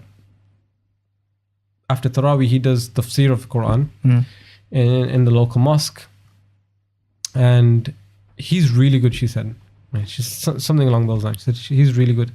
Now, being in the UK, Sulaiman Moola I knew because he was for the Gujarati community. He was like the Mufti Menk before Mufti Menk. If that makes sense. He was like a big name. So if you were in the Deobandi Gujarati community, everyone knew him. He was like the big scholar that everyone used to look forward to come to. Mufti Menk, I didn't know. And I didn't know any of the other ones because I'm based in the UK, right? But Mufti Menk at the time had a website. So I Googled them all. And, you know, people always ask, how do you find like so many scholars, right? It's always completely by random. Like one was Sheikh Faraz Rabbani was through Facebook. Sulaiman Moola was through my sister-in-law. Imam Zia and Dawud Wharnsby was like, they came to an event previously. So, and Dawud Wharnsby, I don't know how I even got his manager's details. So God has always opened up avenues and doors, right? Yeah. So there was nothing online about Ibrahim Bam. There was nothing online about Sulaiman Ravat. But Mufti Menk at the time had a website. And again, this is before Facebook. So, you know, or YouTube. He had no videos online. But when you went to his website, he would say, like, it was one of those old school websites. I don't know if you remember them, where you would go and music, like sound would play as soon as you open up the browser, right? But his wasn't music. It was him saying, Assalamu alaikum, right? Like his very Mufti Menk style. It's like, this is kind of cool. So, and this is like 2007 still. So I don't think there was any other scholars who had like a website. Mufti Menk was probably one of the only few who had a website. And on there, he had like a few of his lectures. And I listened to a couple. I was like, okay, sounds all right. So his email was on the website. And so I got the email and I emailed him. My name is Rehan from the UK. I want to invite you for a tour to the UK. And, you know, can you make it? Didn't hear anything back for a very long time. Got an email back maybe 2-3 weeks after. Sorry for the slow response. Can you send me some more details? So I emailed again. And again, I didn't hear anything. But then I found out from Sahil, the guy who was the De Montfort ISOC president, and I was telling him I'm trying to invite Mufti Menk because I wanted to take him to De Montfort. He said, oh, you know, Mufti Menk, he's coming to my local mosque on the weekend. I said, bro, okay, give me your address details. I'm going to come down. So I went down to the local mosque. So he finished his lecture. And you know, when everyone goes and shakes the hand of the scholar, I went and shook his hand and I said, oh, it's Rehan. And in his second email, when he said to me, you know, like, send me some more details, he said, look, this is my number at the same time. And if you want to speak. So then he goes to me, when I shook his hand, I said, I'm Rehan. And like, he thought for a second, like, what you know about Rehan? And then it hit him. Like, oh, Rehan, the guy who sent me the email. He goes, mashallah, he takes care of it himself. He doesn't have someone else to do it. No, he was his own. So he was checking the emails, right? Humble, mashallah. I mean, this was before like he was mega famous. Okay. Like, this was a very, very long time, 2007, right? Yeah. So he was like, yes, I remember. He goes, listen, phone me. And we'll talk. Because obviously loads of people were trying to shake his hand and stuff. And I was just in the queue. He goes, phone me, we'll pick up this conversation. And then he was like mega, mega busy. And so I never got to phone him. So he emailed me when he got back and he said, I'm really sorry that we couldn't connect by phone. You know, let's talk through it and let's make it happen. And again, I never heard him speak. Aside from that Assalamu alaikum thing on his website and my sister-in-law's kind of recommendation that he's a good speaker, I'd never heard him speak or do a lecture. Even the one in Leicester in De Montfort, I turned up late to because I kind of got lost a little bit. So when I got in, he was wrapping up. So I invited him and he agreed. He said, okay, yeah, let's do it. 3-4 cities in the UK. And there's like a few stories from this tour that I want to go through if that's all right. Because this tour, man, was like my first real like highs and lows kind of tour, right? And everything in between. Yeah. So he rocks up. I took a friend of mine with me. A friend of mine who I took with, when we went to go pick up Shaykh Sulaiman Moola. I was like, look, I'm bringing another guy from Zimbabwe. Do you want to come? He goes, all right, let's go. So we get Mufti Menk. Now, Mufti Menk hadn't been on an official UK tour before. So when we were liaising and we were going through the details, he said, look, this will be my first official UK tour. He's got kids in the UK, so he would come back regularly. And mosques sporadically, when he would come back to visit his kids, they would put on stuff in like local mosques and stuff. But he was like, look, I've never done an official tour before, right? So this is like the first official tour. He didn't know me. I was part of Fostis at the time. He didn't know who Fostis were. He was just like, okay, you've seemed to be adamant that you want me to tour, so let's do it. So he sits in the car. So we rock up to Heathrow. He's been here quite a lot of times. He's already outside. He goes, oh, Rayhan. So we didn't even have to step out of the car, park up and, do the whole thing of getting him by the gate. Yeah. He was just outside. So we grabbed him, he jumped in the car. And he jumped in the car and straight away he turns whole body facing me and half of his body facing my friend. So if you imagine, like normally you'd face the windscreen. Yeah. He turns around and he just looks at me, right? He's got like he goes, you don't mind if I just like chill out, right? So he's like got his, he's like one of the boys. So instantly, right? Like, you have this idea of like a mufti, like an oldish kind of a guy, who's going to be like very strict in his kind of approach and things. He just acted like one of the boys straight away. Like, talking to us about Zimbabwe, talking to how we are and, just like chewing the fat with the boys. Like this guy straight away. Easy as nothing. So he landed on Tuesday when we had like 1 p.m. and we was going to speak at De Montfort Uni at like 5. So he lands at 1. So remember I was saying earlier about the Faraz Rabbani thing? Yeah. Where I was used to like people coming in and speaking on the same day. Yeah. So I was like, all right, you land at 1, we'll go do a lecture at 6. And he was like, yeah, cool, let's do it. So we sat in the car and he's telling my friend Usman in the back, he goes, and this is something that I think other organizers should be wary of, or aware of, sorry, not wary, should be aware of, is he said, I was testing Rayhan. I was like thinking, what's he on about testing me? Because he emailed me and I didn't know this guy. Like he was saying about me, because I didn't know this guy. I thought, let me wait 2 weeks before I respond to him and let me see if he like is still enthusiastic 2 weeks down the line. Because he goes, you get invitations all the time. Yeah. And you'll go to someone and then they'll be like, I've lost interest, or, we can't do it, or they mess you around essentially, right? So he goes, I wanted to see if this guy was serious. So I took a little bit longer to reply. And the fact that he was so enthusiastic and kept coming back and did the Leicester thing, he goes, that was me testing you to make sure that, a lot of people don't realize when you invite someone over, they're putting a lot of trust in your hands. This guy's going to pick me up. He's going to take care of me. He's going to transport me. He's going to feed me. He's going to put me in accommodation. Even if they don't need it, he's going to put on events that are going to be well attended, that are going to be thought through, all that kind of stuff. So he was like, I wanted to make sure that you were right. And a lot of scholars do that. And I 100% think it's the right thing to do. Because I've seen a lot of people who invite a sheikh over. The sheikh will say, okay, I'll come. And then the guy's like, yeah, I don't really know what I'm doing. I thought organizing is really easy. It's really tough. And then they'll vanish on the guy. And I've seen sheikhs rock up to airports and there's nobody even there to pick him up. There's nobody to take him to place to place. Yeah. Yeah, I've seen it be quite intense. Or the guy will pick him up and then just leave him after like the first day, or, put him in like a shoddy kind of accommodation and just say, look, kind of deal with it. Or agree with them, like we'll pay X, Y, and Z in terms of like your allowance for the week. And then when the guy turns up, he's like, oh, you have to pay for your own food and you have to pay for your own whatever. So he was testing me. And like I said, I think that's really important. But he also said at the time, he said, who came up with the topic for the talks? And of course I did, right? So the way he said it, I thought he was going to be negative about it. And I said, why? Clinching up already. Right. Yeah, exactly right.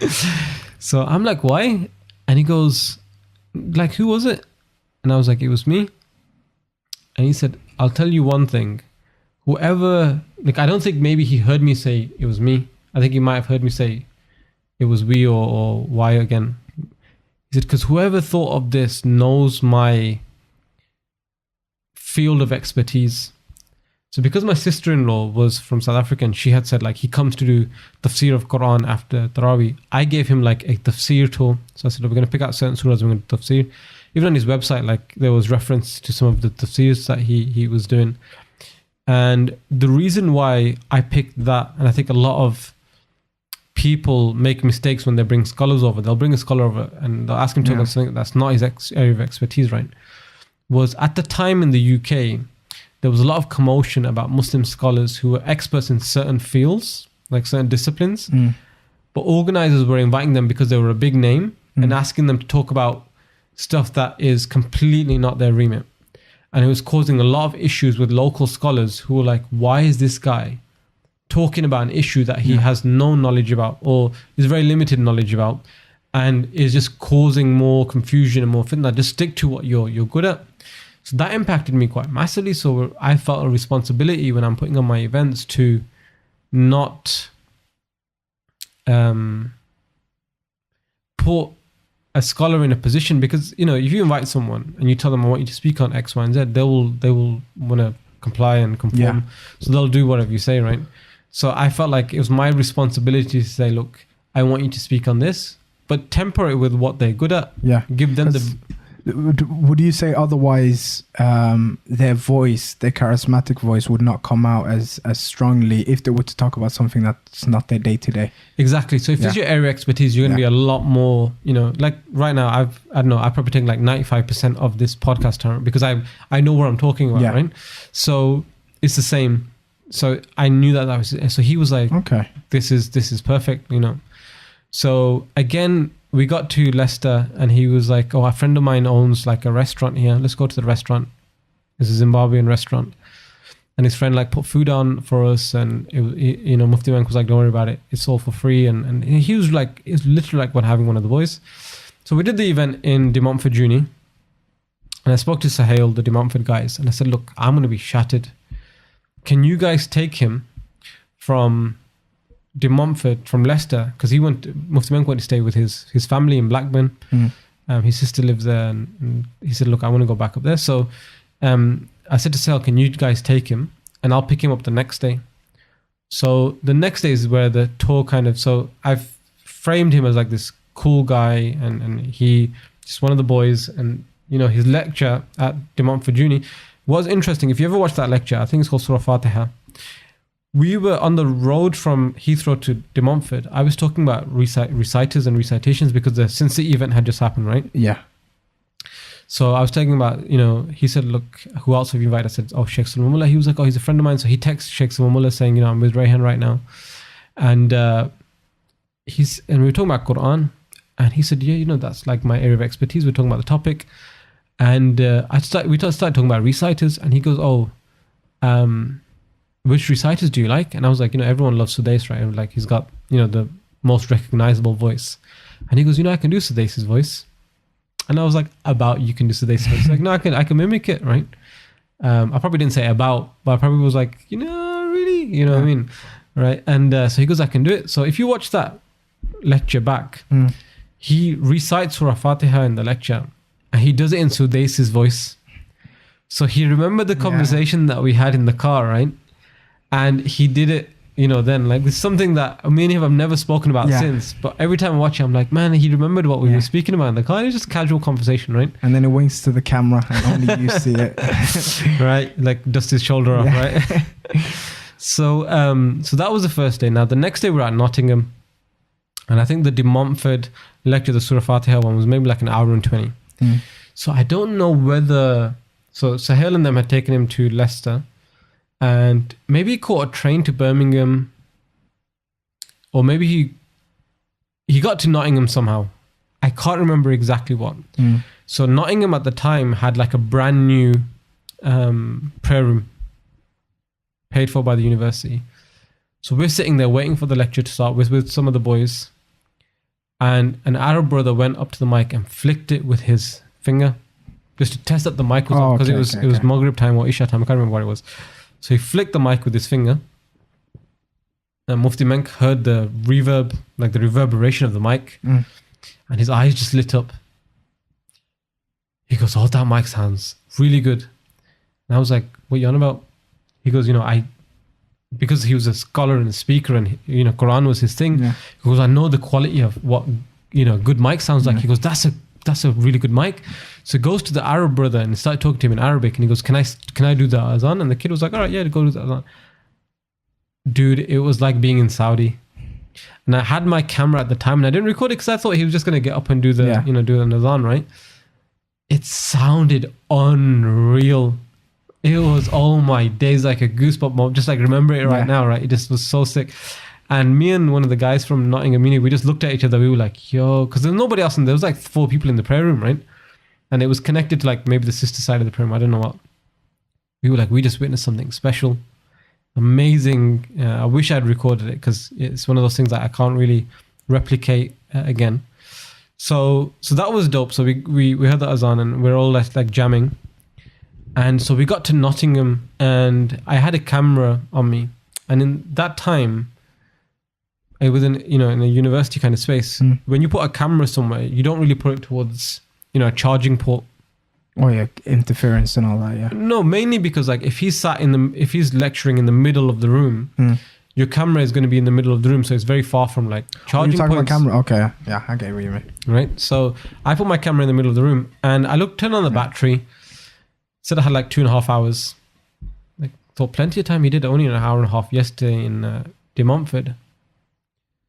He's doing his lecture. Time's going. And we've gone past an hour and a half, past an hour and 45, past 2 hours, past 2 hours and 15. There's like 10 minutes left. And I knew it was the Tafsir of Surah Yusuf. Yeah. I think. And I was like, man, there's still a lot more that I know he's going to do. So with about 15 minutes to go, I gave him a hand signal to say 5 minutes remaining. And he saw it and he kind of acknowledged it. 5 minutes left. So he's obviously gone beyond my hand signal. I give him the signal, like 2 minutes remaining, right? Because I'm thinking if he overruns by like a minute, right? Gave him the 5 minutes to say if he overruns by 5 minutes, then we're okay. So I gave him 2. So if he overruns by 2, he completely runs that, right? And then I'm like, man, the battery died. So I'm thinking, what do I do? And luckily I had a spare battery. So I start undoing the battery and he sees me undoing the battery and he goes, oh, were you giving me 5 minutes because the battery was running out? And everyone in the room like cracked up because they realized he'd basically blanked my, 5 minute hand gesture, right? And I was like, yeah, his battery's run out. And he said, okay. And this is where I knew he knew, because he had a website, but I knew he understood the power of media, because he waited for me to put the new battery in, waited for the camera to turn on, and he looked at me and he gave me a nod like, are you set? That's a sick host. Right? He said, are you set? Like, he didn't say it, but he gave me that nod and I was like, yeah, and kind of nodded back. And he carried on. So event finishes, and I think it went for like 3 hours, right? Very long event. And we were speaking afterwards and he said, look, I know I went over a little bit today. He goes, but this was the very first time because he was from Zimbabwe, right? So this was the very first time I'd spoken in front of a room where there was women in the room. Not only were there women in the room, because it was a university, there was Muslim girls without hijab on. And he said, I've never spoken in a room like that before. Not only that, he said, they were hanging on the words that I was delivering. And he said, because of that, because I'd never not been in that environment, he was inspired to, inspire these people, because, where he comes from, like, you don't really see that kind of demographic. So he sees that opportunity to give more da'wah to people that probably wouldn't have heard him say anything at all. Exactly, right? So he said, look, that's why I went a little bit over. And I said, that's fine. But tomorrow, can you please not do 3.5 hours, right? Because like the battery doesn't last 3.5 hours, right? Yeah. He was like, no. Absolutely fine. I'm not going to go over 3 hours. So I said, look, I'll drive you so we went from Nottingham to, I said, I'll drive you from Nottingham to Blackburn. So while we're driving up to Blackburn, and again, this is why I liked that tour with him so much, because he was he remembered a lot of stuff. So we were driving up to Blackburn and I said to him, when my phone rings and I'm driving, I don't answer my phone. Like, I just put my phone down. Whoever's phoning me or whatever it might be, if it's important, I'll just answer it afterwards. Yeah. So I dropped him off to his sister's house in Blackburn, and I drove back. And I got back to Birmingham, and I looked one missed call from Mufti Menk. So I phoned him back. This is like, from Blackburn back to Birmingham, probably 2 hours later. He goes, look, what happened was when my sister found out that you're coming, she put on a big banquet. Like, she made loads of food, fried stuff, all that kind of stuff, because, she was expecting you to stay. When you dropped me off and you drove off, and I saw you like up the road, I phoned you, but then I phoned you once because I remember you saying that I don't answer my phone when I'm driving. So sometimes, when they'll phone you 3, 4, 5 times, they say, look, I phoned you once. If you pick up, then great. If not, I know that you're driving. And I just like, oh man, this guy remembers a lot of stuff. Yeah, right? That's good. Which I was really impressed, right? Considering this is a guy that I'd never heard before, never seen before. There was no pictures of him before. I didn't even know what he looked like until I went to the mosque in Leicester. So I was like, man, this guy is like, and his lectures, they were really inspiring, right? Like really detailed, serious stuff. And I knew he could do more, but he was holding back. So the next day we're in Leeds. So now I've driven from Heathrow to Leicester to Birmingham the first day. Second day from Birmingham to Nottingham to Blackburn back to Birmingham. So I phoned him on the morning, and the next day we were meant to be in Leeds. So I go, look, we're coming up to Leeds. He goes, look, my sister's got a car. Rather than you drive all the way up to Leeds, I can just drive from Blackburn to Leeds, and I can just deliver the lecture, right? It's a long way for you to come. It's like 3.5 hours from Birmingham. And I was like, no, look, I need to record it, because that was my main thing, right? Yeah. Recording stuff. I said, look, I need to record it, so I have to come. He goes, are you sure? Because I can get there independently. You don't need to come to Blackburn, because that'll add an extra bit of time. I said, okay, you drive there, and I'll drive there, and we'll meet there. So we both drive to Leeds, and I park up. A friend of mine tells me, he was the ISAC president at the time, park up on this road. So I went and parked up on the road, and Mufti Menk phones me, goes, where are you? Said, look, come to this road. So he parks up, and on both sides, it's like a pathway, like a sidewalk. Yeah. So we park up, and he gets out of the car. I'm out of the car. He goes, you know what? Let me put mine up on the curb a little bit. I'm like, okay, if you want to put it up on the curb, like just a random thing. He just looked at me. He was like, let me just put it on the curb. There's no other cars on the street at the time, right? So we go into Leeds University. So I'll come to that story again a little bit later. But so we're going to Leeds, and the president is an Arab guy, and Mufti Menk realizes he's Arab, starts talking to him in Arabic. So they're having full-blown conversation in Arabic, and the ISAC president was like, oh, this guy's sick. But because Mufti Menk at that time wasn't like the name that he is now, again, people saw Mufti on a poster, and they just thought he was an old guy who's going to, bore people. So they really struggled to get a crowd. So the ISAC president and his friends were 6 people. There was 12 people in the audience altogether. Right? 1 sister. Yeah. And 11 guys. And 5 of those guys went to play football. Like halfway through the lecture. Like they told us beforehand. They said, look, we're going to come, but we're going to leave, right? So with Nottingham the night before, he went 3 hours. I thought, there's no way. I'm secure with the battery. I'd gone home and recharged it, and I got my extra long battery, which had like 4.5 hours charge on there. Yeah. I thought, there's no way he's going to hit 3 hours, because it's natural. You don't have a big room. You don't have people vibing with you. You don't have like that, a feeling. So you just wrap up quicker. He went for 3.5 hours. And he, in his lecture, if you watch it, I think the event's called Surah Taha. You can find it on the Like Media page. If you watch it, towards the end of the lecture, he says, and this is a reminder for those of us in the room, and also for those who are going to see this later on who weren't able to be here, right? So, and when we were driving up to Leeds, I told him, like, look, please don't go over, don't do more than 3 hours. He was like, I want. And he went over 3.5 hours. And when I spoke to him afterwards, he said, look, the thing was, I didn't want the 12 people who had turned up, and eventually became like 6 or 7 after the 5 left. He said, I didn't want them to feel like I phoned it in. because there was less people in the room. Yeah. Do you know what I'm saying? Yeah. He said, I didn't want them to feel like because we sacrificed our evenings and we're here, like he's not going to give us what he would give us if there was 200 people. So he said, I didn't want to shortchange them.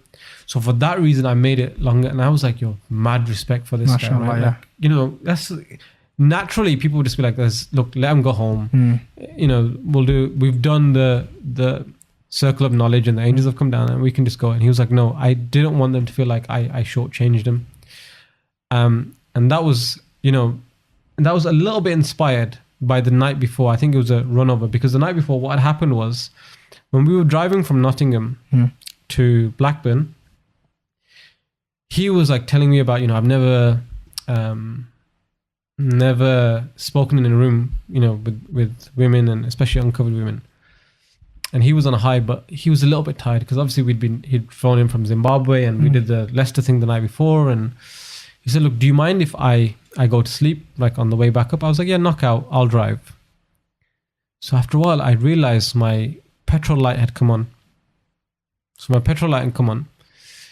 And I thought, okay, let me see how far, like I need to see a sign for a service stop and I'll stop at the services. No signs coming. I've driven for about 20-25 minutes. No sign at all. And he kind of woke up from a slumber because the car makes a noise, you know, when the petrol light comes on. And he goes, what's that noise? I go, it's the petrol light. He goes, oh, don't worry about it. When that light comes on, you get 50 miles. And then he kind of waking up from his mini like rest. He goes, how long ago did the light come on? I was like, probably about 50 miles ago. And he goes, oh, okay.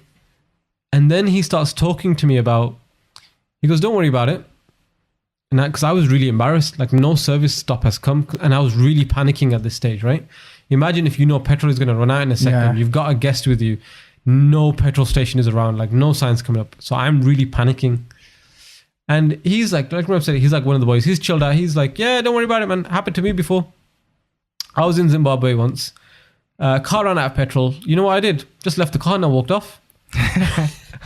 So he starts telling me about all these times like petrol ran out of his car. It's like, yeah, it happens all the time. Like I think he realized my anxiety and my embarrassment because maybe I'd closed myself up a little bit and I wasn't speaking as much and maybe I was sweating. I don't know what.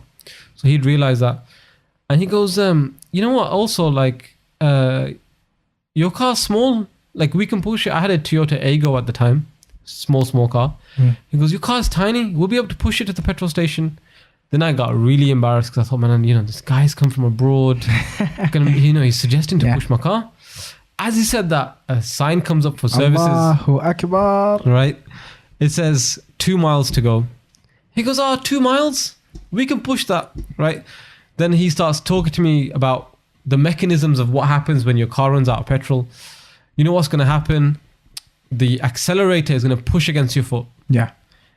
Once it pushes against your foot, take your foot off the accelerator, put the gear stick into neutral, put it into the left-hand side lane, let it coast all the way through, right? He goes, let it coast until it stops.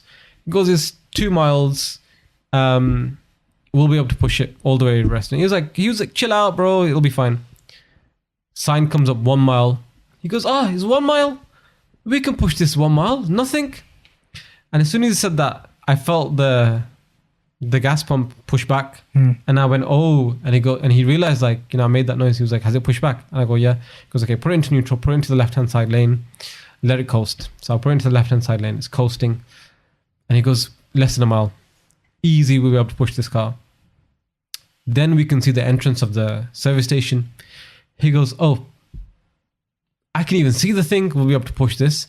Then we get into the entrance of the service station. He goes, now we're even in the thing, right? It's coasting still, right? Because now we're even inside. Yeah. Like, we don't even need to worry, bro. Yeah. This is like nothing. Then we get onto the courtyard.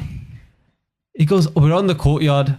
This is nothing. The car stopped, bro, right next to the petrol pump. No way. It stopped right No way. Petrol pump. Like you had no give past that point. Like that was it. I didn't put my foot on the brake. It just stopped at the pump. Subhanallah. He started laughing, right? He goes, bro. He probably didn't say bro, right? Yeah. But he said, brother, or whatever he said, Rahan, I thought this was a blessed tour before, right? Yeah. Because Nottingham made me think that this is blessed tour. Because now I know it's a blessed tour because it stopped, right? So, and man, I was high. I was like, I can't believe it. I am not embarrassed, right? Put loads of petrol in the car. So that was cool. So I think, you know, when he was doing, which I always find is a funny story, I always share it, right? Because I could have been the guy who made Mufti Menk push a car on the motorway. God I mean, that's an interesting story in and of itself. But what's it called? It's nice to see that he was considerate enough to see that your stress, and then he tried to alleviate it by not adding to it, but sort of taking away by telling you stories and talking constantly and making you, you know, reassured that, nah, it's close. Nah, it's there. Come on, man. You know, and it was genuine. It wasn't like, I didn't feel like he was being fake at that time. I felt like he was just like, yeah, bro, we'll push it. It happens all the time. Yeah. So when we did the Leeds thing, right, and we only had like 12 people, I felt like because Nottingham had, this was my own personal reflection, because Nottingham had been so, you know, euphoric, and he was like, it's a blessed tour. And he actually said to me when we pulled up at the petrol pump, he said, I don't care what happens now, I know this is a blessed tour, right? So maybe he cursed it, right? So we went to Leeds, and there was a few people, and he was like, look, I didn't want to, you know, shortchange anyone. I'm like, all right, cool, I get it. It was within the time of the battery. So we're walking back to the car, and we just see police lights everywhere. So me and my mate, who was President Mufti Menk, walking back to the car, and my mate's like, oh, there's cops around, and our cars were on the side road, and the cops were on the main road, and the police car was on the main road. And I was like, well, it doesn't look like any of our cars, because they're not, you know, they're not parked near there. As we got closer, I'm like, hold on, I think they are by our cars. So we kind of like, you know, do a little shuffle and jog a little bit. And I saw my car had a brick in the windscreen. And we got them. We were like, officers, what's going on? And the policeman goes to me, do you not know how to park? I'm like, what are you on about? He goes, you've parked off the curb, and the other guy's off the curb. And what happens between our two cars, we'd block the road. Oh, so it's on either side? Yes, on either side. So because we blocked the road, and we were parked on a road where there was like a block of flats, you know, where flats have like a little car park, those people couldn't get out. So a guy had picked up a brick, and out of the two cars, he decided that my car was not the right car. Like I was in the wrong. So he dashed a brick from my windscreen. So when the cop was like, did you not realize that no one's going to be able to get through? All of us at the same time pointed at the other car and was like, he wasn't here. You know, the other car that had blocked the road. We were like, he wasn't here. Like, that's why. And the cop was like, oh, that guy is in the shop across the road. He's buying groceries. So the guy there's like a shop. He was shopping in the groceries, right? Because he saw the police cars and he came out. And I thought to myself, man, I should have curbed it. You know, Mufti Menk said, I'll put my car on the curb. Yeah. If I had put my car on the curb, I would have been saved from that, because the other guy, even if he'd parked, there would have been enough space for people to get through. How can a man come to your country and understand the laws better than you? I don't know, bro. Yeah. But like, it was everything about it that like another car had parked up beside me, and the guy had one brick, and he chose, you know, my car, right? He was like, I'm going to get this guy's car. And the thing was, the cop goes, okay, if this is your car, secure it, because it's unlocked right now. So what happened when the guy had thrown the brick, it unlocked the car. And in the car, because I was doing recording stuff, I had just brought a 80-pound hard drive. I had a sat nav, right?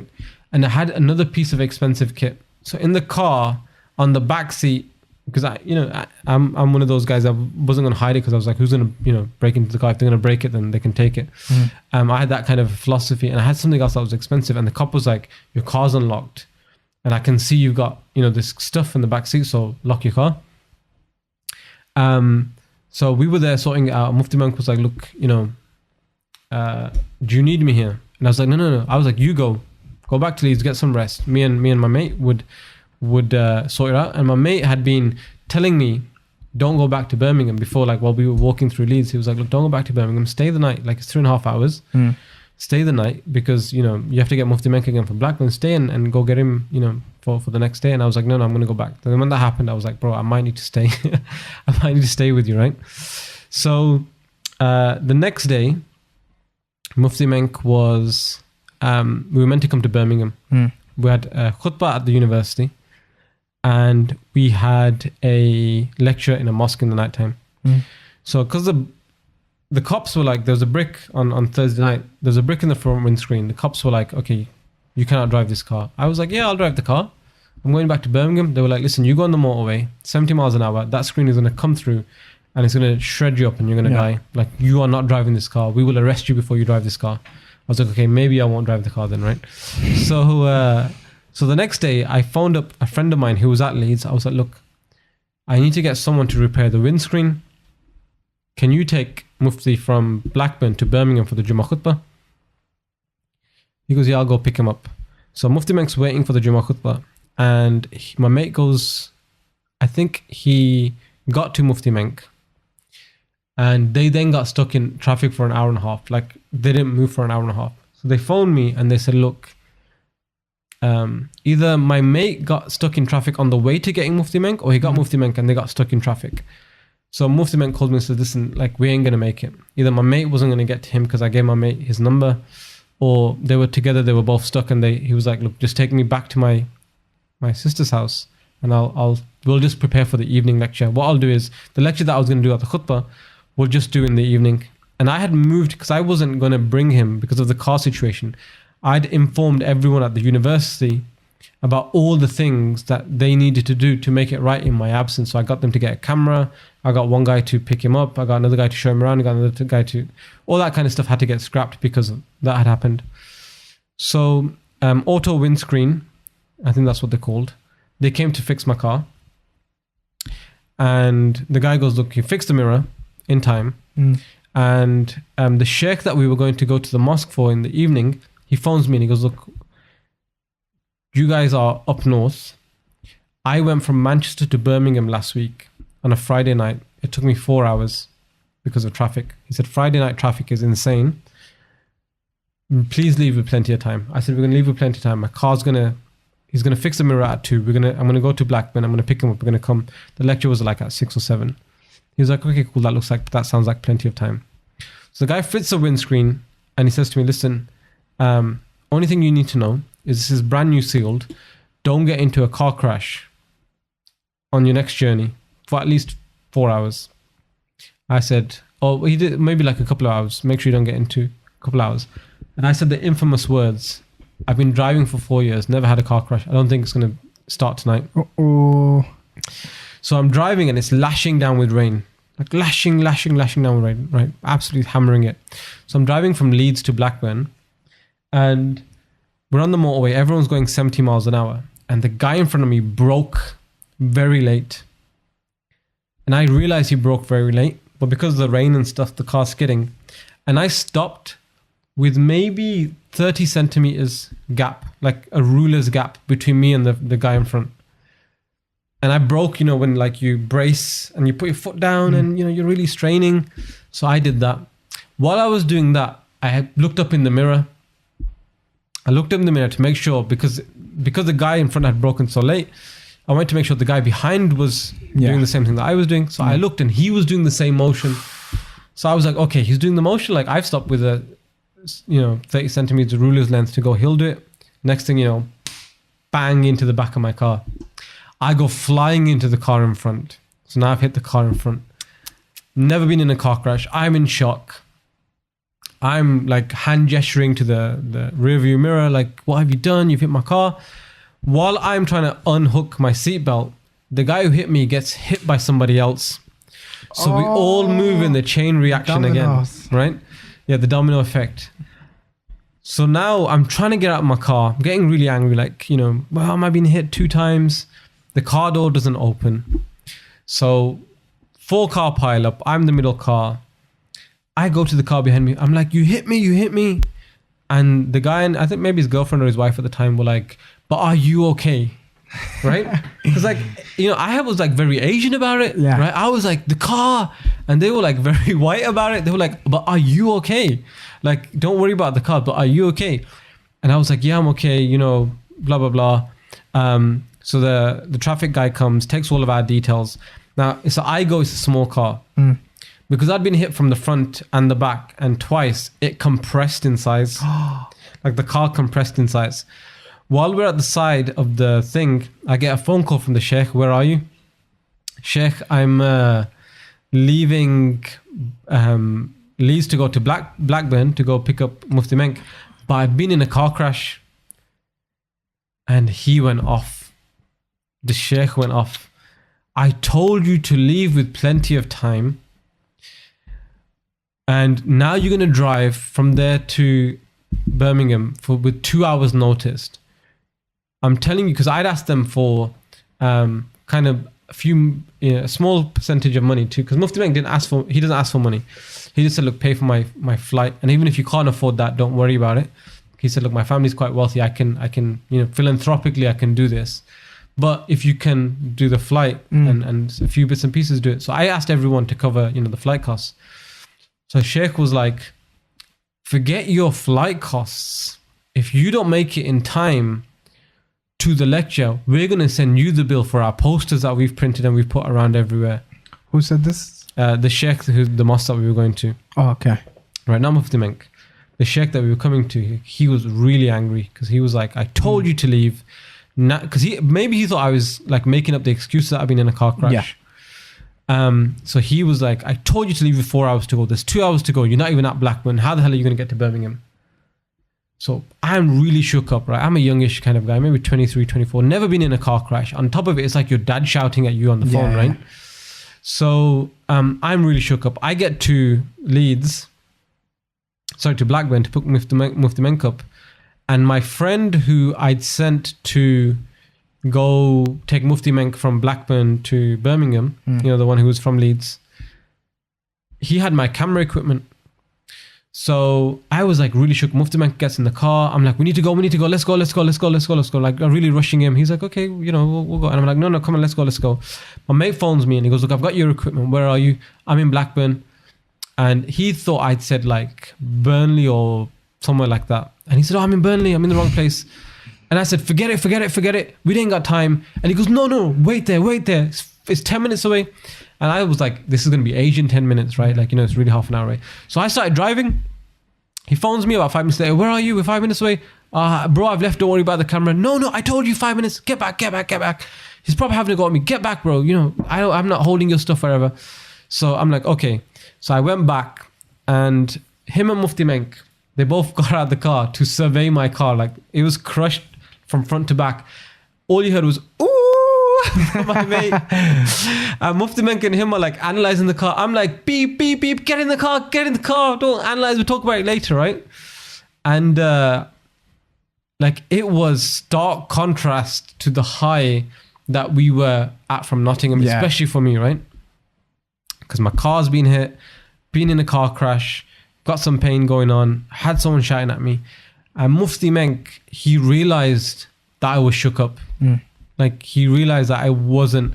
So you know how he was when we had the petrol incident and he was trying to talk me into it'll be fine and so on.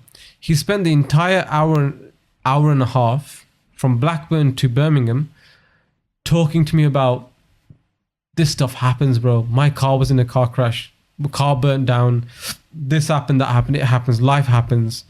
And like, I'm kind of not really paying attention because, so many things are going through my mind. And he's like, listen, don't worry about it. I'll talk to the Shaykh. I'll tell him, how hard you worked and what you've done and, all this. Don't worry about it. Like, he's just reassuring me all the way.